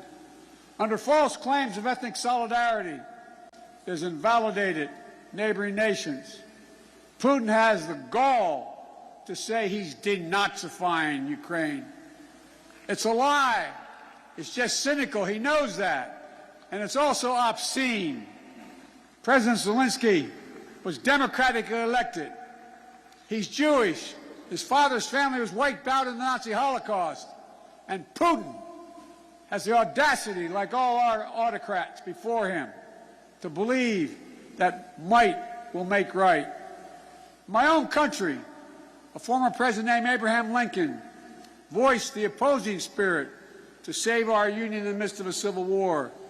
He said, "Let us have faith that right makes might." Right makes might. Today, Let us have that faith again. Let us resolve to put the strength of democracies into action to thwart the designs of autocracy. Let us remember that the test of this moment is the test of all time. The Kremlin wants to portray NATO enlargement as an imperial project aimed at destabilizing Russia. Nothing is further from the truth. NATO is a defensive alliance. It has never sought the demise of Russia. In the lead up to the current crisis, the United States and NATO worked for months to engage Russia to avert war. I met with them in person, talked to them many times on the phone. Time and again, we offered real diplomacy and concrete proposals to strengthen European security, enhance transparency, build confidence on all sides. But Putin and Russia met each of the proposals with disinterest in any negotiation, with lies and ultimatums. Russia was bent on violence from the start. I know not all of you believed me and us when we kept saying, they are going to cross the border, they are going to attack. Repeatedly, he asserted we had no interest in war, guaranteed he would not move. Repeatedly, saying he would not invade Ukraine. Repeatedly, saying Russian troops along the border were there for training, all 180,000 of them. There is simply no justification or provocation for Russia's choice of war. It's an example of one of the oldest human impulses, using brute force and disinformation to satisfy a craving for absolute power and control. It's nothing less than a direct challenge to the rule-based international order established since the end of World War II. And it threatens to return to decades of war that ravaged Europe before the international rule-based order was put in place. We cannot go back to that. We cannot. The gravity of the threat is why the response of the West has been so swift and so powerful and so unified, unprecedented and overwhelming. Swift and punishing cost are the only things that are going to get Russia to change its course. Within days of his invasion, the West has moved jointly with sanctions to damage Russia's economy. Russia's central bank is now blocked from global financial system, denying Kremlin's access to the war fund that's stashed around the globe. We've aimed at the heart of Russia's economy by stopping the imports of Russian energy to the United States. To date, the United States has sanctioned 140 Russian oligarchs and their family members, seizing their ill-begotten gains, their yachts, their luxury apartments, their mansions. We've sanctioned more than 400 Russian government officials, including key architects of this war. These officials and oligarchs have reaped enormous benefit from the corruption connected to the Kremlin. And now they have to share in the pain. The private sector is acting as well. Over 400 private multinational companies have pulled out of doing business in Russia, left Russia completely, from oil companies to McDonald's. As a result of these unprecedented sanctions, the ruble almost is immediately reduced to rubble. The Russian economy, that's true, by the way, takes about 200 rubles to equal $1. The economy is on track to be cut in half in the coming years. It was ranked, Russia's economy was ranked the 11th biggest economy in the world before this invasion. It will soon not even rank among the top 20 in the world. Taken together, these economic sanctions are a new kind of economic statecraft with the power to inflict damage that rivals military might.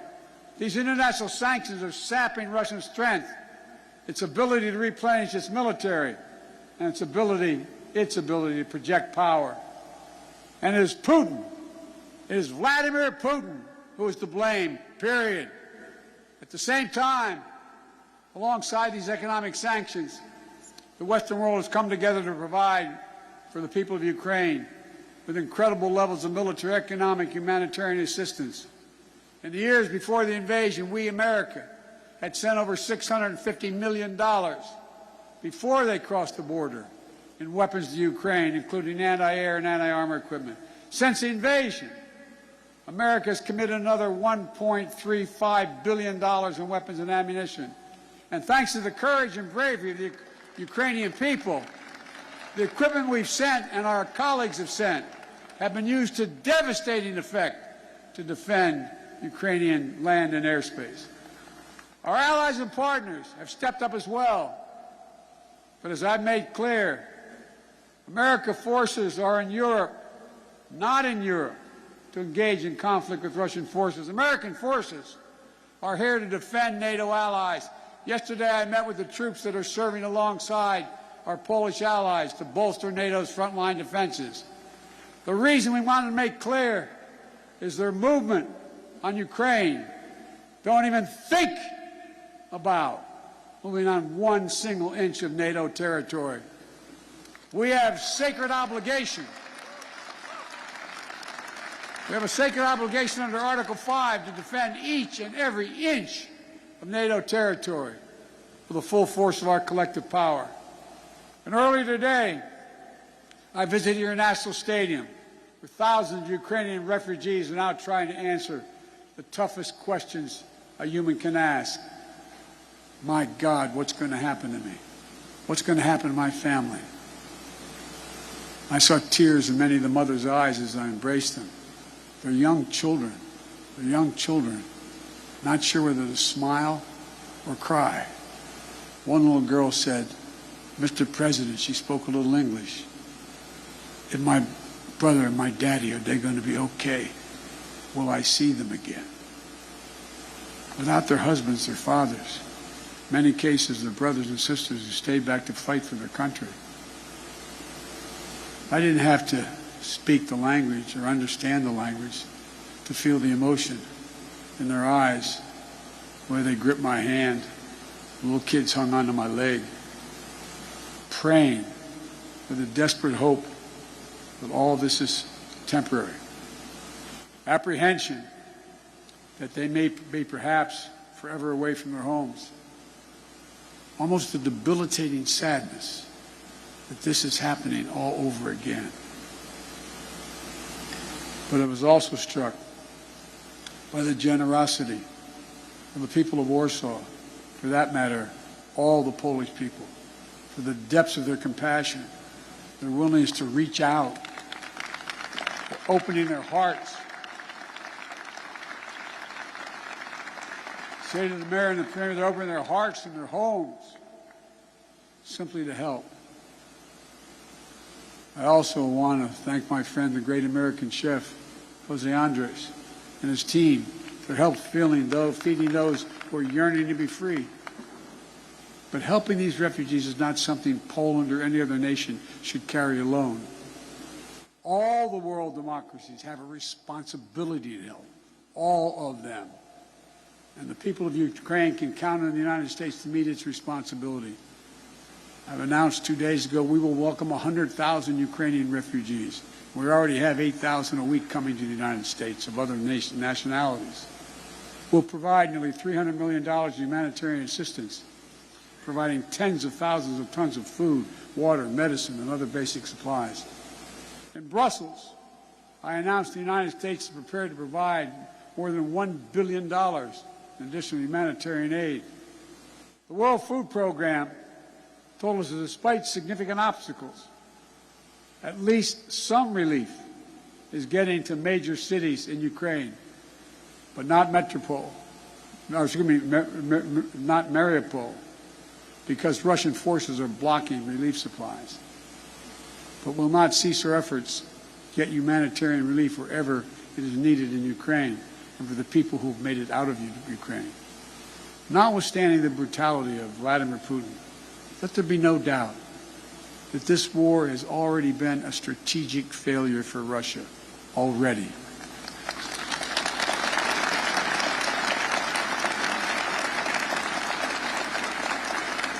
Having lost children myself, I know that's no solace to the people who've lost family.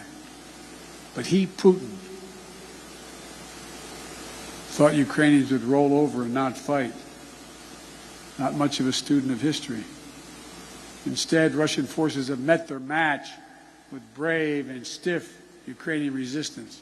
Rather than breaking Ukrainian resolve, Russia's brutal tactics have strengthened the resolve.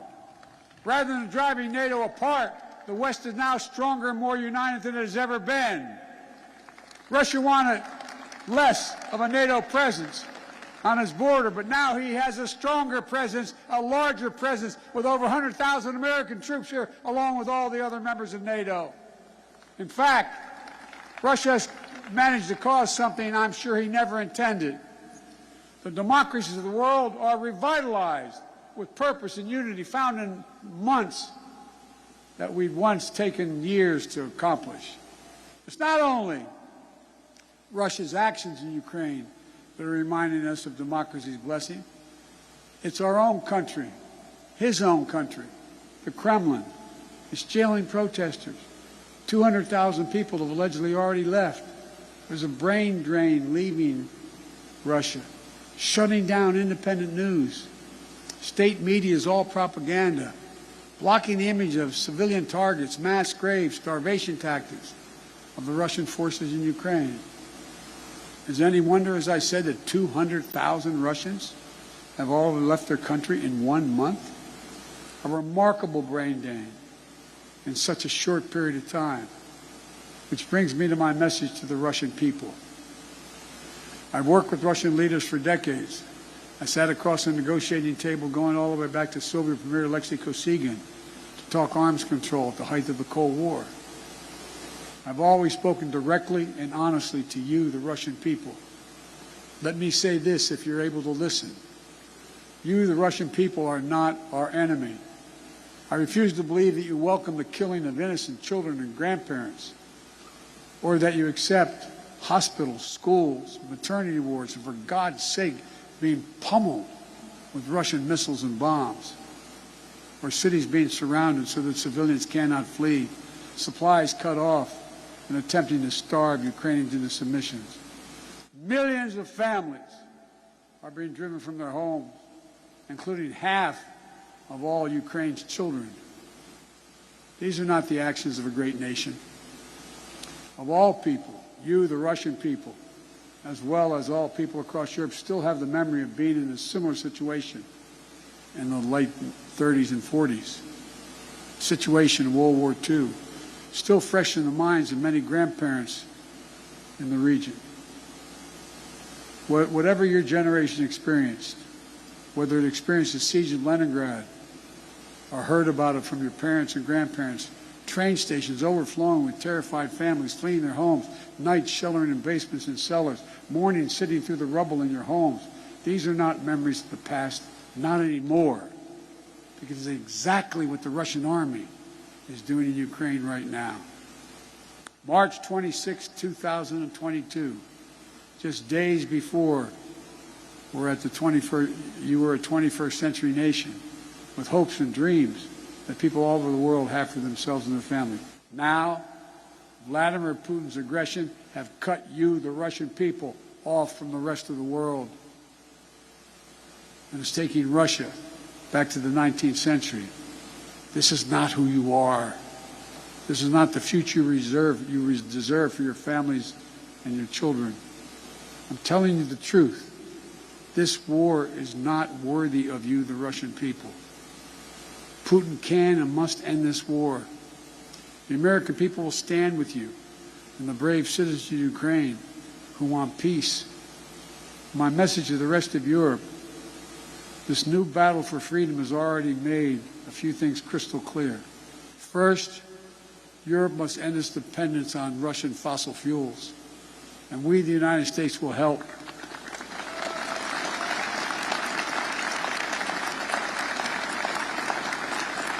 That's why just yesterday in Brussels, I announced a plan with the President of the European Commission to get Europe through the immediate energy crisis. Over the long term, as a matter of economic security and national security for the survivability of the planet, we all need to move as quickly as possible to clean, renewable energy. And we'll work together to help to get that done. so that the days of any nation being subject to the whims of a tyrant for its energy needs are over. They must end. They must end. And second, we have to fight the corruption coming from the Kremlin to give the Russian people a fair chance. And finally, most urgently, we maintain absolute unity. We must among the world's democracies. It's not enough to speak with rhetorical flourish of ennobling words of democracy, of freedom, equality, and liberty. All of us, including here in Poland, must do the hard work of democracy each and every day. My country as well. That's why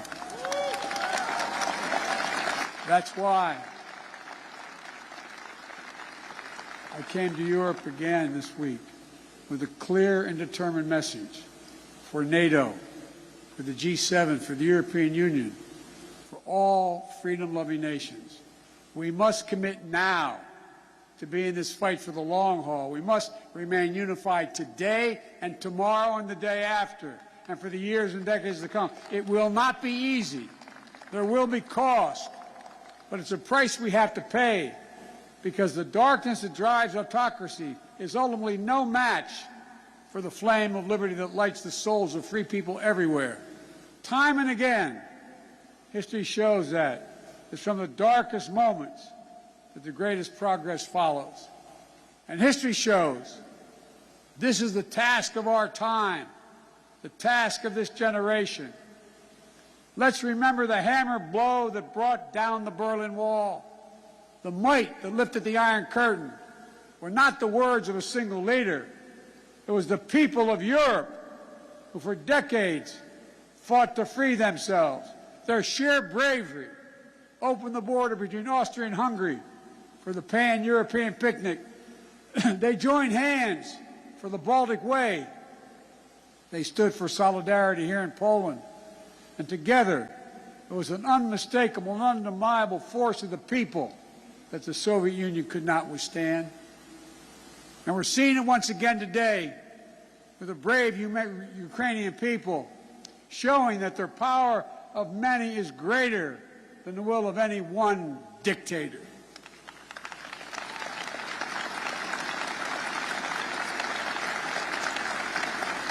So in this hour, let the words of Pope John Paul burn as brightly today. Never, ever give up hope. Never doubt. Never tire. Never become discouraged. Be not afraid.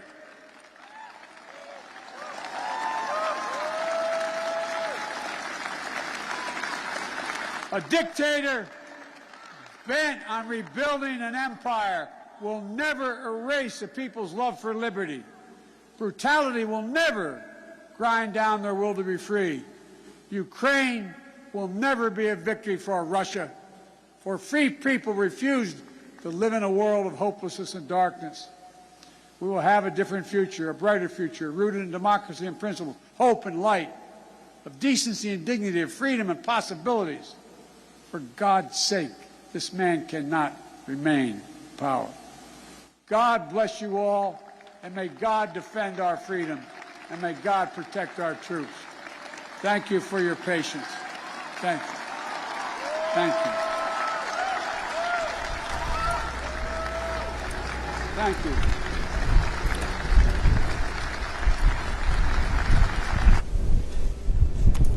All right, there you have it. He ends the President of the United States with very strong words. This man cannot remain in power, repeatedly referring to Putin of Russia as a dictator, opening up his remarks with "Be not afraid" from Pope John Paul, and concluding his remarks with those same words. Caitlin Collins, you listened very carefully. It was less than a half an hour, but arguably, perhaps, the most important speech of his presidency so far.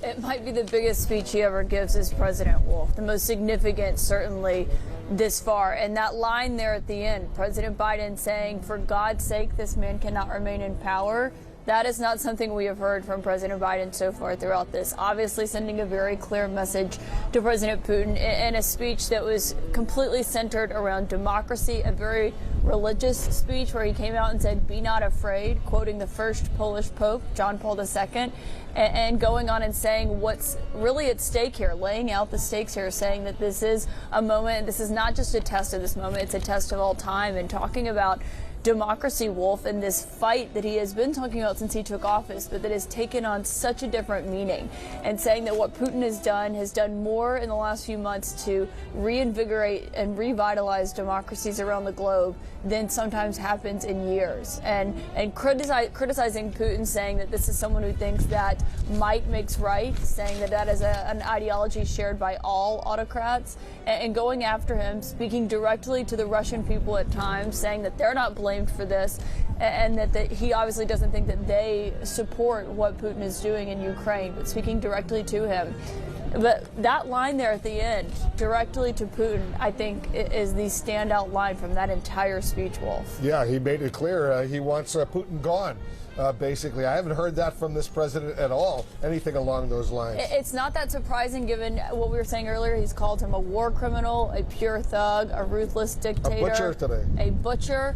But saying there, this man cannot remain in power, and making a direct call to the Russian people, saying that you will be supported by the United States of America, by Ukrainians, by everyone in this fight. That is a standout line there, Wolf. Yeah, and he made it clear that he's not against the Russian people. He supports the Russian people, but they got to get rid of Putin right now. He says 200,000 Russians have already fled the country, and he calls it a brain drain as a result of what Putin has done in this brutal invasion of Ukraine. Phil Mattingly, you're over there at the event. Give us your sense. What did we just see, and what did we just hear? Yeah, Wolf, I'm as struck as Caitlin is. It was a little bit of a wow moment, that comment, saying that essentially saying President Putin shouldn't remain as the leader of Russia, that the administration's official position is not regime change. That's obviously not something he explicitly endorsed there, but he implicitly did to some degree, and that is a shift, no question about it. But it's one that underscores, I think, a darkening view that the president has had and very clearly laid out over the course of the last several weeks about a man that he's never trusted in President Putin. Overall, look, Wolf, I think the way he started it was so important and poignant given where we are. Obviously, Pope John Paul II, Polish Pope, was an outspoken critic of communism throughout his time. Even when he was warned to stay away from Poland, he, I think, made the first papal trip to Poland, to his native country, and putting it through that frame. I think the administration's been very cautious about any ideas of a new Cold War, particularly with China, a new Cold War with Russia. But that was very clearly the frame here, which lines up with the frame through which he's kind of operated his entire presidency up to this point, the autocracy versus democracy frame. But I also think, Wolf, and I think this was a point that officials made clear he wanted to underscore with these remarks, is that this isn't easy. This isn't something that countries can just give lip service to or talk about. It's something that takes work on a daily basis, and it's something that will create pain as well. We're seeing it on the economic side of things right now, and that is likely to continue. And yet, the unity has to be sustained in order to accomplish the goals that the president laid out. And that's not just a domestic issue, that's a European writ large, Western democracies in that alliance type of issue. So the president laying all of that out in detail, certainly critical, certainly the message that he wanted to deliver here tonight. But that call at the end in terms of President Putin, that was something, no question about it. Yeah, well, that was obviously those words, this man cannot remain in power. Very, very strong words. Fred Pleitgen is joining us right now from Kyiv, the Ukrainian capital. Freddie basically said earlier in his remarks that Putin is a liar, that repeatedly in the weeks leading up to the war, the Russians had deployed about 180,000 troops, he says, along the border, Belarus and elsewhere along the borders with Ukraine. And Putin kept saying, oh, there's just training exercises, war games, it's not a big deal. When the U.S. was repeatedly saying they're going to invade, U.S. intelligence was correct. They did invade, and these were powerful, powerful words that the President of the United States uttered in blasting Putin. Yeah, I think absolutely. You're absolutely right, Wolf. Those are extremely powerful words, and I'm very sure that President Zelensky of this country will have very keenly heard those words, as will have many residents of the city that I'm in right now. And Wolf, as I'm speaking to you, we are once again hearing some massive fighting going on close to where we are, some massive outgoing artillery, also what could be incoming thuds as well. So as President Biden delivered those very strong remarks, obviously the fighting still very much continuing. And I think some of the things that President Biden said really would resonate not just with folks here in Ukraine, but in general with a lot of these countries in Eastern Europe that have been trying to counter some of those power moves that the Putin administration and Vladimir Putin himself has been making over the past couple of years. I mean, we have to understand that Poland and Ukraine have had gigantic unity over the past 20, 30 years. When it comes to those smaller countries in Eastern Europe, you'll recall, for instance, when the Russians invaded Georgia in 2008, it was the Ukrainians and the Poles who, together with some other countries, launched a mission to actually go to Tbilisi. I think you were doing a lot of coverage of that as well at the time, to go to Tbilisi and meet with then President Saakashvili. And the same thing, of course, happening now, that Ukraine is under fire. Poland, once again, taking the lead there and bringing its leadership here to Kiev not long ago to speak with President Zelensky. So President Biden choosing exactly the right words there, acknowledging what Poland is doing, acknowledging the way that Poland for decades has stood up to Moscow during the Soviet Union times, during the Iron Curtain times, of course, when the Poles with Solidarność challenged the leadership of their own Communist Party, and then afterwards as well, really standing strong for freedom in Eastern Europe. And I think that is something that really unites Poland and Ukraine at this time. And it's also one of the reasons why so many people from Ukraine are finding such a warm welcome there in Poland. And I think President Biden obviously was absolutely correct to point that out. And a lot of people here will have been very happy to hear that. And of course, a lot of people here also very much understand a lot of the aid and a lot of the help that the United States is providing to this country, the weapons deliveries that have gone on already, certainly from forces that I've been speaking to on the ground. They say that a lot of those U.S. provided weapons have been absolutely key to the fact that, you know, we're still here in the capital of Kiev and Russian forces are not here and in fact are being pushed back. Wolf. Yeah, that's really important as well. Stand by. I want to bring in CNN military analyst, retired U.S. Major General Paul Eaton. At one point in his remarks, General, the president said this war is going to go on for a while. It's not over by any means. He said, we stand with you, period, talking to the people of Ukraine. We stand with you, period. It was significant to hear the president conclude, and I want to get your reaction with those words when he said this man cannot remain in power, referring to Putin. And an hour or two earlier in the day, he called him a butcher.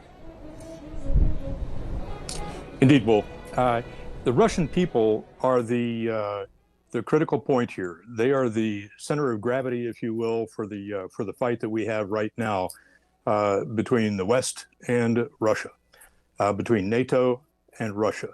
And bringing the message to the Russian people is vital, and it is enduring, and we have to break through that to get that message through, and to announce to them that the fight is not with you, it is with Mr. Putin, and Putin's days are numbered. We have got to wrap this up, and we've got to encourage the Russian people to act on those words. Yeah, well, what does it say from a military perspective when the commander-in-chief, General Eaton, when the commander-in-chief says of the Russian leader, this man cannot remain in power? From a military perspective, what does that say to you? Wolf, when we start the Army War College, National War College, the college where we take our 42-year-old, 43-year-olds, we are greeted with welcome practitioners of the military art. We're going to talk about that, but we're also going to talk about the economic, diplomatic, and cyber components of national power, information operations.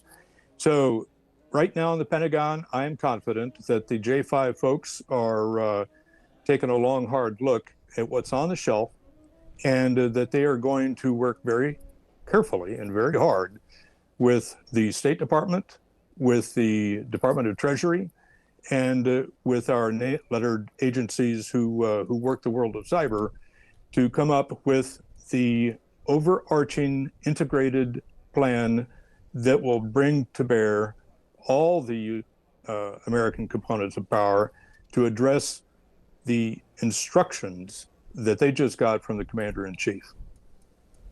Yeah, that was a pretty blunt instruction right there. General, standby. Fred Pleiken is in the Ukrainian capital of Kyiv. I understand, Fred, you're getting some reaction to what we just heard from the president? Yeah, you're absolutely right. I've been messaging with the spokesman for the Kremlin, with Dmitry Peskov, and obviously they were also watching the speech that President Biden just gave as well, and he made those comments that this man cannot remain in power, of course referring to Russian President Vladimir Putin. And I just got a comment back from Dmitry Peskov. Again, this is the spokesman for the Kremlin, and he's saying, this is the quote here, "This is not to be decided by Mr. Biden. It should only be a choice of the people of the Russian Federation." Obviously the Russians not very happy with that comment, as they haven't been, of course, with some of the other comments, as President Biden has been upping the rhetoric against Vladimir Putin, where he's been saying, calling the Russian president a brute, saying that he was a bully, very critical of the Russian president, and really escalating that language. So now the Russians very quick to react to this. Obviously, they've been paying attention to it as well. Once again, essentially saying this is none of the business of President Biden. This is only up to the Russians themselves to decide. As you can really see, the Russians are also saying, Wolf, and having been saying over the past couple of weeks, that they believe that the relations between the U.S. and Russia, obviously at a point, lower than pretty much at any time since the fall of the Iron Curtain. And the Russians increasingly saying that they believe that these relations are reaching a point where they believe that it's beyond being able to mend these relations. Now, of course, the thing that they don't acknowledge is obviously the fact that this invasion of Ukraine plays a big role in all of that. But you can really see the rhetoric getting more vicious on the part of the Russians. And now clearly now they're not happy at all with the comments that President Biden just made in that speech, Wolf. Yeah, really powerful words indeed. Very powerful words indeed. And Caitlin, I just wanted to get your thoughts. At one point, President Biden noted that the Russians kept saying they were simply going after neo-Nazis in Ukraine right now. And then we heard President Biden say, what a lie that is. And he noted that President Zelensky is Jewish. Yeah, he noted all of that and completely refuted everything that Putin has been saying to try to justify this. And I just cannot stress enough how surprising it was to hear President Biden there at the end advocate for regime change in Russia, because that is something that Wendy Sherman, the Deputy Secretary of State, was actually asked about by, I believe, John Berman on our air. And she said that was not something they supported, that they were not advocating for a regime change. That was a choice for the Russian people to make. And for President Biden to come out and say that, to end his trip by saying that Putin cannot remain in power, is an incredibly strong statement, one that we were not expecting President Biden to make. And I just think if you look at the level of confrontation between the United States and Russia and what Fred was just laying out there, they are not in an active war. That is obviously something that they have stopped short of doing. But to see them at such complete odds, and the idea that just less than a year ago we were in Geneva, there was this summit between the two of them. Obviously, they were not on the same page on everything, but they were still meeting in person and had those kinds of relations. They were shaking hands and everything. They were shaking hands. They were trying to level with one another. And for President Biden to now, less than a year later, be in a space where he is in Warsaw calling for regime change is a remarkable, remarkable moment, where it is a shift from where the White House has been. It is certainly a shift from where President Biden himself has been. But speaking directly to the Russian people there, who, you saw Peskov responding to Fred saying it's a choice for the Russian people to make. President Biden was speaking to them directly, saying, if you can hear what I'm saying, obviously there's a lot of censorship in Russia, but he was saying, if you can hear what I'm saying, and then to end that speech calling for regime change is quite a moment. It was a message to the Russian people.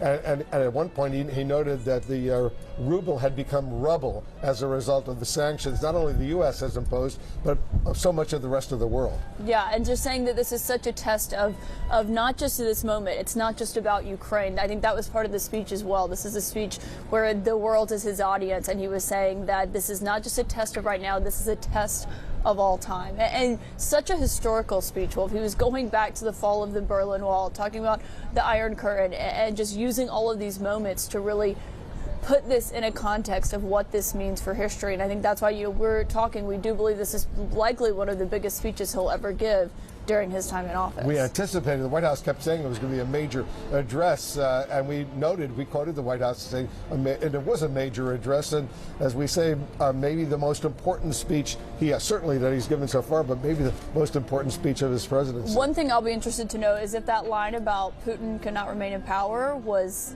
in the remarks, in the prepared remarks, or if that was something that President Biden himself added at the end. Yeah, I mean, he's called him a thug, a dictator, a war criminal. Today he called him a butcher, and I don't think you want to sit down and shake hands and have a meeting with a butcher. Yeah, I mean, that's been a big question of whether or not when they would speak again, what that would mean. You've seen Putin have these other conversations with world leaders, and they have not reacted well, obviously, when Biden has called him those names, pure thug, a ruthless dictator. A war criminal. And now calling for regime change. Major developments indeed. President of the United States, I think it's fair to say, not mincing any words at all in blasting Putin, the leader of Russia. To our viewers, thanks very much for joining us. I'm Wolf Blitzer here in Warsaw, Poland. I'll be back later today, a special edition of the Situation Room, 5 to 7 p.m. Eastern. CNN Newsroom continues right now with my good friend Jim Acosta. Stay with us.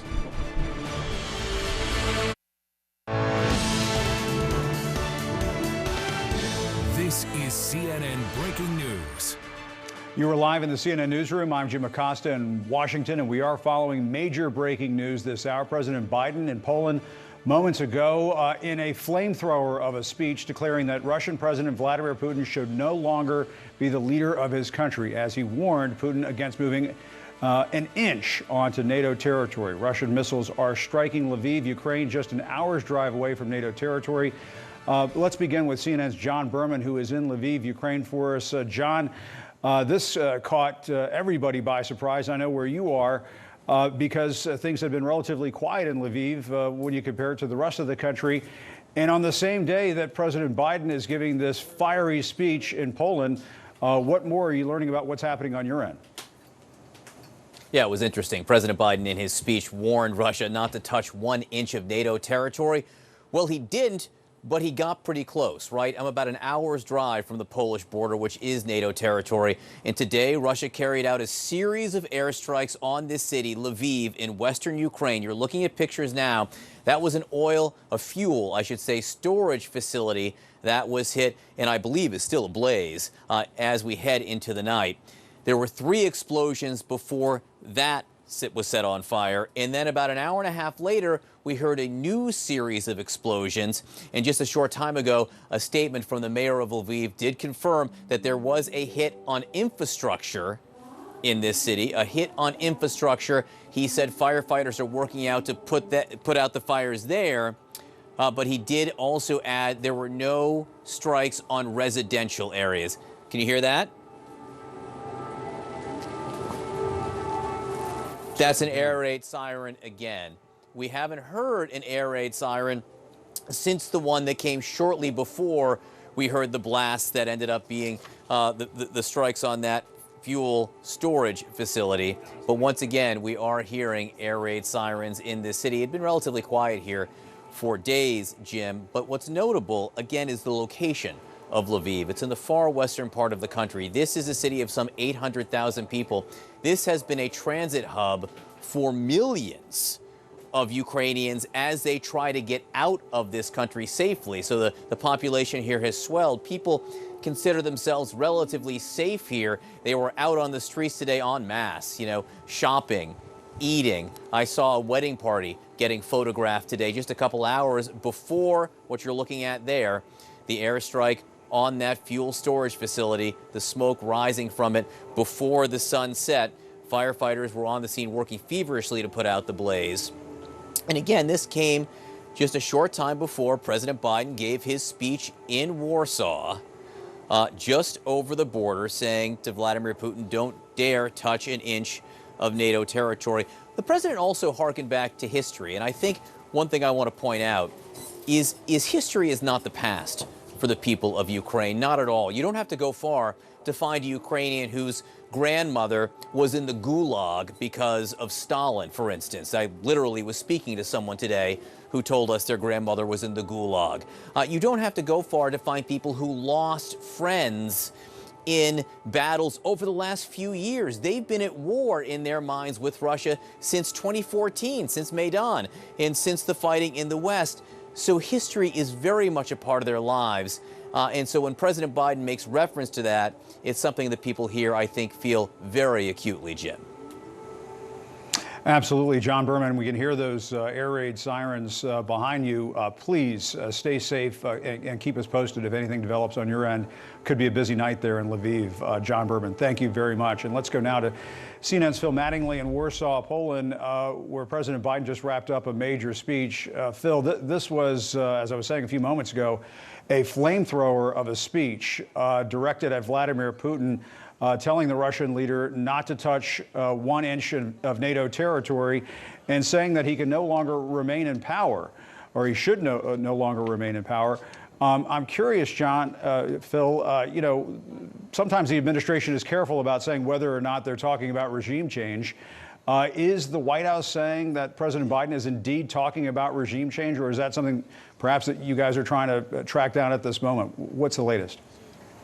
Still trying to track that down right now. I'm not totally sure that was planned based on how the remarks actually played out, but I also think it underscores the view that the president has long had of Vladimir Putin that has only hardened, grown darker, grown more caustic over the course of the last several weeks. Look, Jim, you know this very well. Oftentimes, people try and set expectations in advance of a speech, and the White House set the expectations very high. And it seems, in the wake of the speech, that the president delivered on that. A lengthy speech, probably a speech that will long be remembered in his administration in terms of its ability to tie this moment to history, the parallels to communism, to the Soviet Union, to the Berlin Wall, to the Iron Curtain, and the importance of not just Eastern Europe, not just Europe writ large, but of Poland, where we are right now in Warsaw, to that moment, to that struggle, to that fight, and how that ties to the fight that the U.S., Europe, finds itself watching happening in Ukraine and participating in to some degree from the outside. But the president also making clear that Poland is a NATO ally, the NATO alliance in general, which I think has been reinvigorated by what we've seen over the course of the last month, stands critical. Take a listen.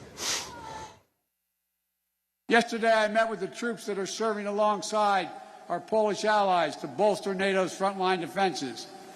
The reason we wanted to make clear is their movement on Ukraine don't even think about moving on 1 single inch of NATO territory. We have sacred obligation.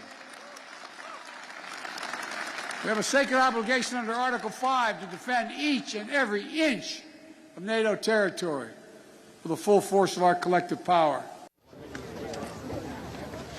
Jim, it was an unequivocal message, and just one of many unequivocal messages in terms of the U.S.'s willingness to stand by Ukraine throughout this, stand by Eastern Europe and Europe overall throughout this, but also a very clear call to European leaders, to the leaders of Western democracies, about the stakes of this moment, the urgency of this moment, and the necessity to do more than just say the right things, that this is going to take time, it's going to take work, it's likely going to cause pain in everybody's domestic economies. We've seen it play out over the course of the last month. But it is an absolute necessity given the challenge of this time. And I think it's a challenge that has become so vivid, so visceral to some degree, and so acute over the course of the last month. And that, more than anything else, was what the president wanted to convey in these remarks. But no question about it, the president saying explicitly that Vladimir Putin should no longer be in power, that's the headline. That is new, and that's very significant, Jim. No question about it. Phil Mattingly, and I'm sure White House reporters are going to be, peppering the traveling press aides who are going to be on this trip for some more answers on all of this, as I know you'll be doing that as well. Phil Mattingly, thank you very much. And joining me now, retired U.S. Army Brigadier General Peter Swack, a former senior U.S. defense attaché to Russia, and Larry Diamond, director of the Center of Democracy Development and Rule of Law at Stanford. He's the author of Ill Winds: Saving Democracy from Russian Rage, Chinese Ambition, and American Complacency.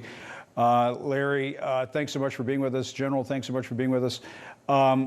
Larry, let me ask you first about the president's speech a few moments ago. How significant do you think it is that President Biden said that Vladimir Putin could no longer remain in power, should no longer remain in power? Is that remark a game changer? We know a few moments ago, Dmitry Peskov, a spokesman for Vladimir Putin, said that's for the Russian people to decide, not an American president. Of course, they don't exactly have free and fair elections in Russia. Well, I don't think it's a game changer, Jim, because we don't have the power on our own to bring about a change of leadership in Russia. But I think that the speech overall is a game changer in its Churchillian call for democratic resolve among the entire NATO and, by extension, really global democratic alliance. And he reminded Americans at a time when I think they need to be reminded, after a period of complacency after all these wars, that every generation has had to defeat democracy's moral foes. Those were his words. And every generation is called upon to rise out of its apathy and its absorption with its own affairs and realize that we remain in an existential struggle against tyranny, and now we are again. And I think he is exposing the stakes here for the American people and the NATO alliance. And General Zwack, Biden, the president, also reiterated the idea that Putin made a critical error, thinking the West and NATO would not be unified. We heard during the speech that, the president was essentially shaping this up as a struggle between democracy and autocracy. He's done that on many occasions. Strategically, how important has this trip, and how important was that speech to Biden and his strategy of rallying NATO around this cause of standing with Ukraine and standing up to Putin? Jim, it was strategic. I think it was a really, the speech was really, really well done, and it touched on several strategic points. Number one, it framed for Europe and the greater like-minded world how we are not afraid. And basically was a rallying call, is a rallying call that has been shown by deeds and not just words in certainly the last 6-8 weeks. This was galvanizing, unifying for NATO. Here's another strategic point. He reached out to the Russian people in language that would be visceral for them. He invoked the memories of the Nazi invasion of Barbarossa, the siege of Leningrad, and the fact that the Russians, the Soviets, the Russians suffered hugely, and then transferred that into a visualization of the horrors happening in Ukraine today, telling the Russians, because for the Russians, a lot of the narrative, the justification of this is going back and twisting the narrative of World War II and giving them the justification when I was in Russia often, going out to the cemeteries and the ceremonies for the Great Patriotic War is deep to them. And I think President Biden was able to turn that around while also reaching out to the Russian people who, the old ones, the grandparents, the babushka, World War II, and these horrors are not just history, they are in memory. And he mentioned that as well. A very, very well executed speech, passionate. And I see you nodding there, Larry, if you want to chime in on that. I mean, you heard the president there saying a few moments ago that the Russian people are not the enemy of the American people. He was really trying to drive a wedge, the president was, between Putin and the people of Russia. That's right, Jim. General Zwack would know better than most because he's served in Russia as our most senior military representative, and not that long ago. So he's acutely aware of this. And many of us who've been there and engaged Russians know that there is, it may not be a majority, but a strong, younger, forward-looking liberal element that's simply appalled by this. And even one of the more extended oligarchical wealthy supporters of Putin over the last 2 decades, Anatoly Chubais, has now defected. And I think we need to try to promote more defections and cracks in his ranks.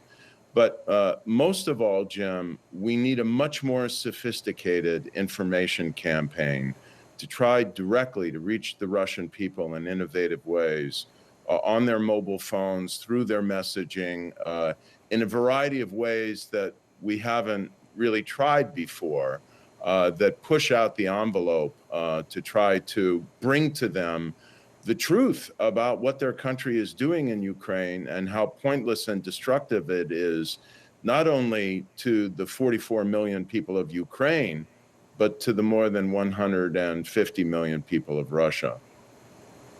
Yeah, General, how about that? I mean, how important is that going to be? I mean, you worked inside Russia. You know many of your counterparts and had good relations with them, professional relations with them during your time as an attaché. How do we get this message, or how does the U.S. Communicate this message directly to the Russian people and get around what the president was really talking about during parts of his speech, that Putin has this propaganda blockade, essentially, in effect, where the Russians are, as a matter of public policy, trying to keep out anything that flies in the face of the party line, the Kremlin line. How does the rest of the world do that? How do they get around that? I think that again, there are two strategic. There's a operational front, which is the horrific fight for Ukraine, and that is, as we talked earlier, the longer the Ukrainians hold out, they are putting extreme pressure on what may be the decisive front, and that is the hearts and minds and perceptions of the Russian people. I believe that the Russians see the world, or paint the world, through a prism of existential threats. There are real ones they've had in their long history, including the Mongols and the Nazis. Existential, perceived threats, and all the perceived threats of what you see in NATO, and then the what I call contrived threats, which is what this regime does. It filters and builds on these perceived threats, paints NATO and the United States as the equivalent of modern-day fascist, with Ukraine as an agent, and breaking through that firewall is the decisive battle. Because my experience on the ground, and I've been in and out of there for 33 years, I've been to a lot of these memorials and have gone to a lot of the battlefields, is the Russians are not endlessly enduring and compliant. They desperately want to believe their nation's narrative. They desperately want to believe Putin.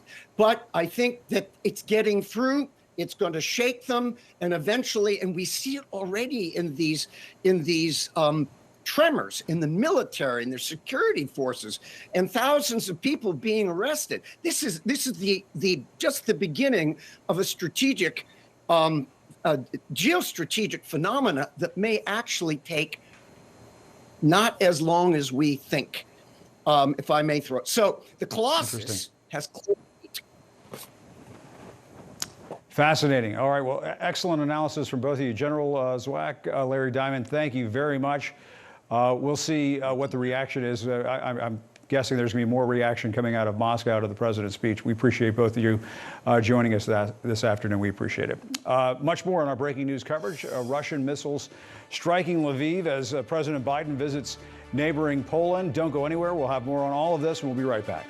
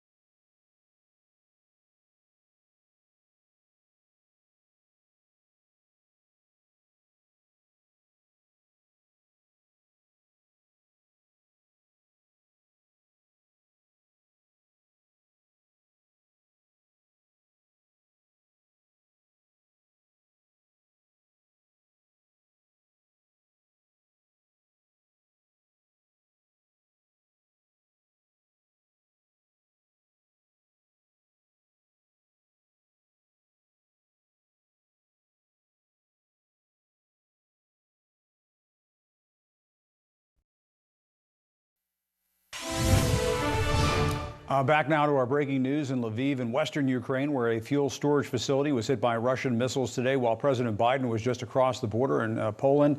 I'm joined now by CNN's Don Lemon and John Berman. They're both on the ground in Lviv. And join me now. Don, you were there just a short while ago, and I suppose had to hustle out of there because of the risk to just being in that area.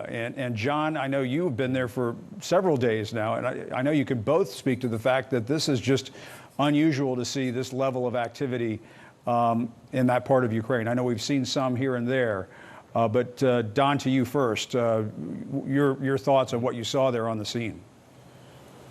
Well, I mean, we were both here. John was actually on the air, and I think you were on with a general when the air raid sirens, Wesley Clark, am I correct? We were on with Wes Clark. We hear the air raid sirens going off. Yeah, and I'm, I looked to see what was happening, and then we went downstairs and rushed to the scene, got there as quickly as possible. John and I talked about this earlier. I was surprised at how close this actually is to the center of town. It's, in Lviv itself, not in the city center proper. But I was thinking it was going to take us a while to get there because if the shots that we had here, it looks like it was further in the distance, and they said that there was a valley before we got there. But lo and behold, we got in the car and we were there within 10 minutes, maybe, if that, and that is with traffic. So we got there was a residential neighborhood. There were people leaving the neighborhood, emergency workers trying to get people out. And there were obviously a number of different emergency personnel on the scene, firefighters, ambulances, police officers, military folks as well, directing traffic. And so we went through and they directed us to a place where we could go. And then we came up on this place. But when we got there, John, the concern was one of the tanks, it was close to one of the tanks, and they thought that it might actually catch fire and blow as well. So they kept pushing us back and pushing us back. And Jim, you're right. They pushed us back for safety and also in case there was another strike. Which there was. People should know that after this, and you're looking at this fuel storage facility on fire there, after this, about an hour, hour and a half after, we heard a series of additional explosions. And the mayor of Lviv put out a statement that said some kind of additional infrastructure facility was hit. He didn't say what, but he said that firefighters are working to put that in as well. What he did say is that there were no residential areas hit in the second round of the airstrikes. Well, I mean, but look at that, John. I saw the pictures on the air for a short while before we left. And when I got there, I was just surprised at just the enormity of this fire, just how big it is, and the smell, there's plumes and plumes of black smoke, and then that just big roaring orange fire, and you could smell the gas burning. I talked to one of the firefighters on the scene and asked him what it was through the interpreter, and he said it's diesel. It was diesel that was burning. So it was pretty darn scary. And, in these situations, you don't know. Why are they targeting Lviv, of all places? Well, they're targeting fuel facilities because it's the logistics. It's the logistics of the military effort here, of the Ukrainians who've been fighting back, in some cases very successfully, against the Russian forces there. You can see the precision that the Russians are capable of when they want to here, because you were a block away from houses and residences. Well, we were there. The houses were right there. We were maybe 2 football fields away from this, 3 football fields away from the actual fire. And there were, at first, from the distance, it looked like they were donning hazmat suits, but those are sort of heat shield suits, so they can get close to the fire without being burned. Those big silver bubble space-looking suits that they have.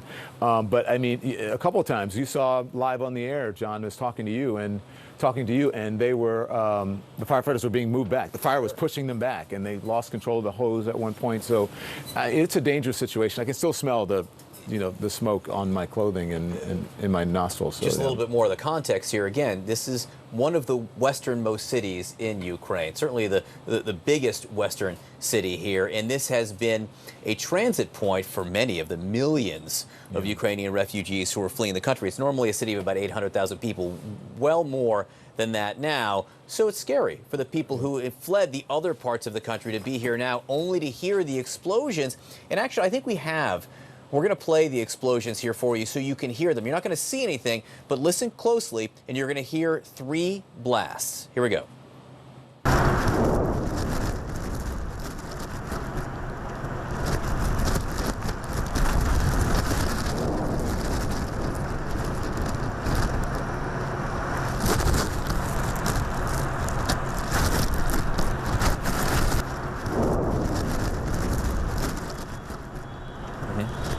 Wow. So that is what we heard. And I was in the room. Yeah. And I was like, wow, the wind is really going out there. But it was right after the air sirens went on. And I do think it is fair to ask, Don, given that President Biden was due to speak just over the border, it's only an hour drive to the Polish border from here, the timing before the president's speech, and everyone knows this is where the Western media is. Yeah. Everyone knows that if something gets set on fire in Lviv, the pictures are going to get around the world. If somehow this was some kind of message, I don't know if it was a message of strength from Vladimir Putin, but a message of desperation, maybe, and one of terror, and of fear. I mean, that is also a tactic, as we both know, of war, is to terrorize people and to scare them.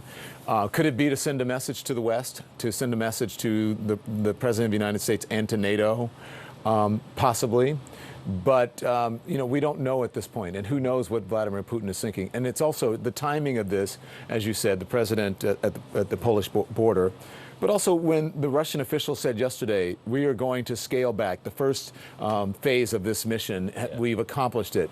We know that that is rhetoric, that's BS.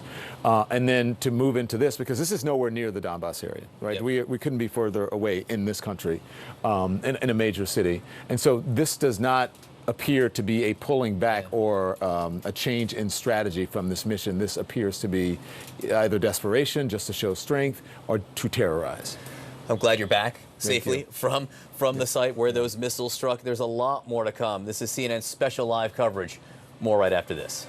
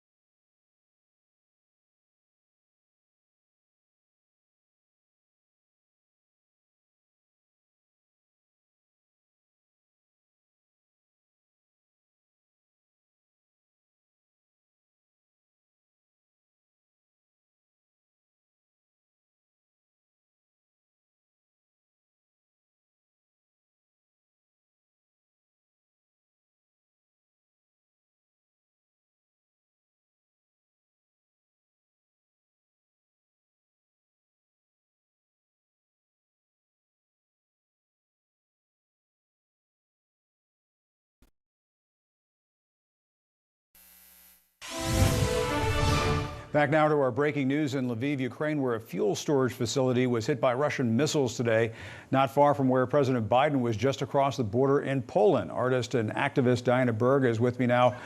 She escaped the devastation in Mariupol, which has just been atrocious and has shocked the world. I guess, Diana, thank you so much for joining. I wanted to get your quick reaction to what you heard from President Biden. I don't know if you watched the speech, but from your perspective, was it good to hear the American president in neighboring Poland, I guess, issuing those kinds of warnings to Vladimir Putin? What were your thoughts? I think it wasn't only me too who heard the speech of Biden, but I think that those missiles, these explosions, these rockets that headed to Lviv directly here a couple of hours ago, that was probably one of the saying hi, greetings to Biden's visit to Europe and Poland. So I think that everyone is watching what's happening, and we really appreciate how President Biden is showing his concern about Ukraine and actually support. But unfortunately, no matter how much you do to support Ukraine, whether it's helping with humanitarian aid, whether it's taking escapees and refugees, or providing with military help, it's never enough when it comes to war with Russia. So we are very grateful to US and to all the international partners, but sorry, it's not enough. When it comes to Russia, there is no such thing as enough. And just recent rockets or missiles just proved it. And Diana, I know you escaped Mariupol. You still have some friends who are there. For our viewers, who see the pictures, and we're showing some of the pictures now, it's absolutely heartbreaking what has happened to that city. Tell us what life has been like in Mariupol, and how are your friends doing there? Are you even able to speak with them? The thing is that the most devastating thing is not only how Russia is exterminating the city to the ground and how people have to survive there in that ruins, but it's total informational blockade. So if you can contact someone from Mariupol, if you see that they are online after 1 month of being offline, it only means that they just escaped. There is unfortunately no way to chat or talk to, almost zero possibility to talk with people in Mariupol.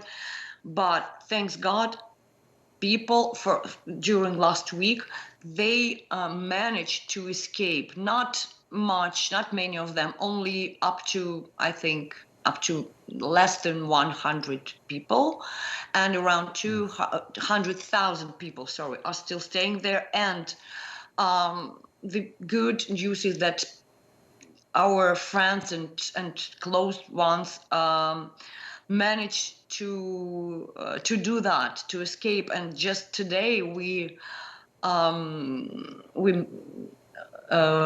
our dear friend and very close colleague Alexei just came today, and I hope he will be able to talk soon. But this month in Mariupol, in this blockade, in this besieged city, was a very shocking experience that no one is ready to. He's kind of a most fresh, if I can say so, source of information about what is there. And it's what I hear is just shocking. He saw just bodies lying, with bodies without legs or without parts.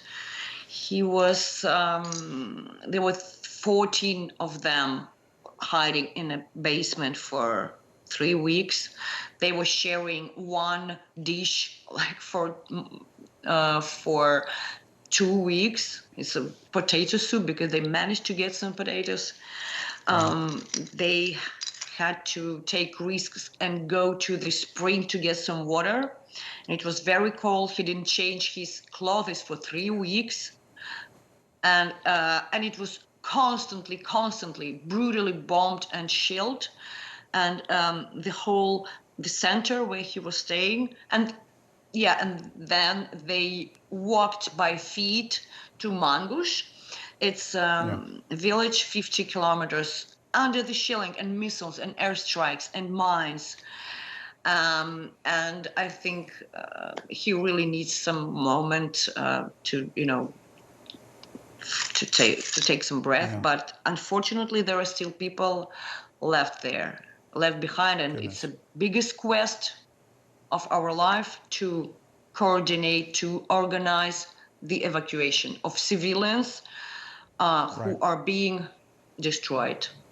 Well, Diana Berg, we appreciate you coming on and sharing that story with us. Our hearts go to you and all of your friends who are still there in Mariupol. Thank you so much for your time. We appreciate it.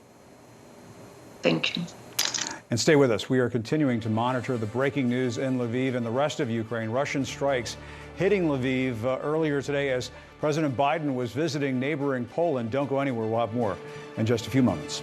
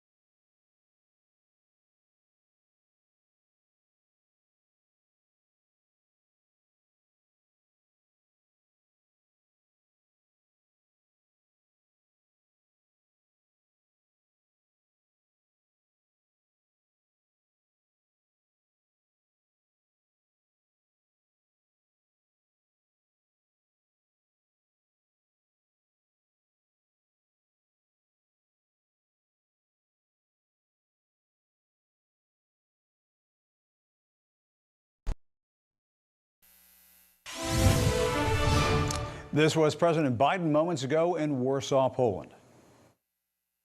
For God's sake, this man cannot remain in power. CNN's Phil Mattingly is with me now. Phil, the White House is clarifying that statement from the president. You and I were talking about this at the top of the hour. Wasn't exactly clear at the time whether or not the president was officially calling for regime change in Russia. There's obviously a diplomatic distinction. The Secretary of State was asked about this earlier this week and said that was not the administration's policy. And now the White House is saying that was not exactly what the president was saying. And there's President Biden leaving Warsaw, Poland right now. He's heading into Air Force One at this very moment. Phil, sorry, didn't mean to cut you off there. What's the latest?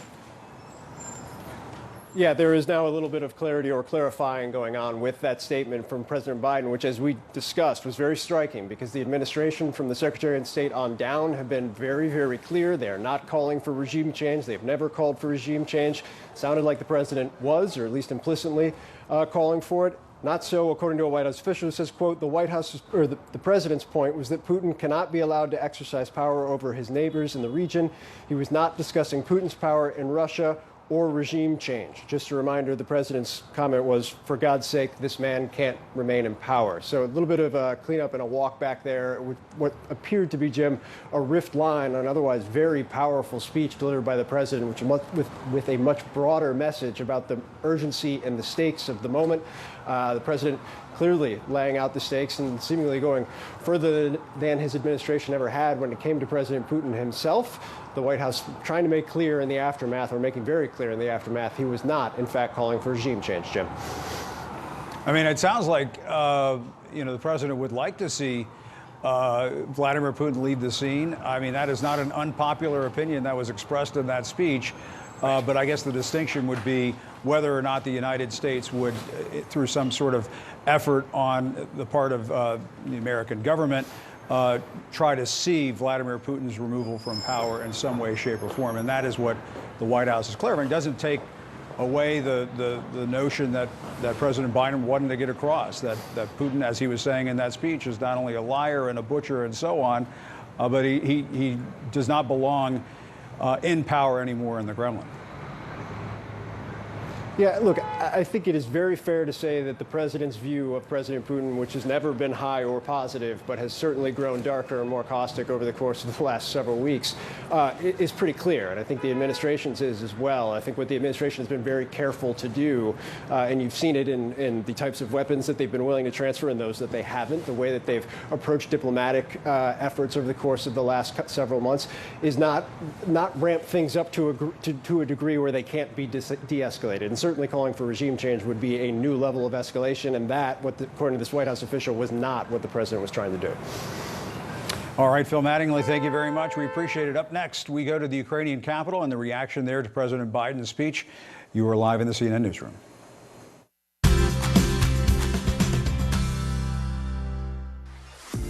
There are not nearly enough women in STEM and in the construction trades, and I am determined to change that for the next generation. I'm Emily Pillaton Lamb. When I started working in architectural offices and on construction sites, I was almost always the only woman in the room. This is not just a problem of underrepresentation, it's also a problem of who gets to be a part of building the world. Girls Garage is a design and construction school here in Berkeley, California, for girls and gender-expansive youth ages 9 to 18. We teach building skills and technical skills in STEM fields. We build a sort of fortitude for young people to go forth into these careers. This is a superhero team. We all have an average of more than 10 years of experience in our fields. That means that every young person who enters into the space can see someone who has lived a life like theirs and feel confident to know that there's a path that has been forged that they are invited to join. It's my hope that going forth into the future, that being a woman is not the exception, it's actually a necessary part of this workforce. I think everyone's equal in this world. We all are builders. We can build anything.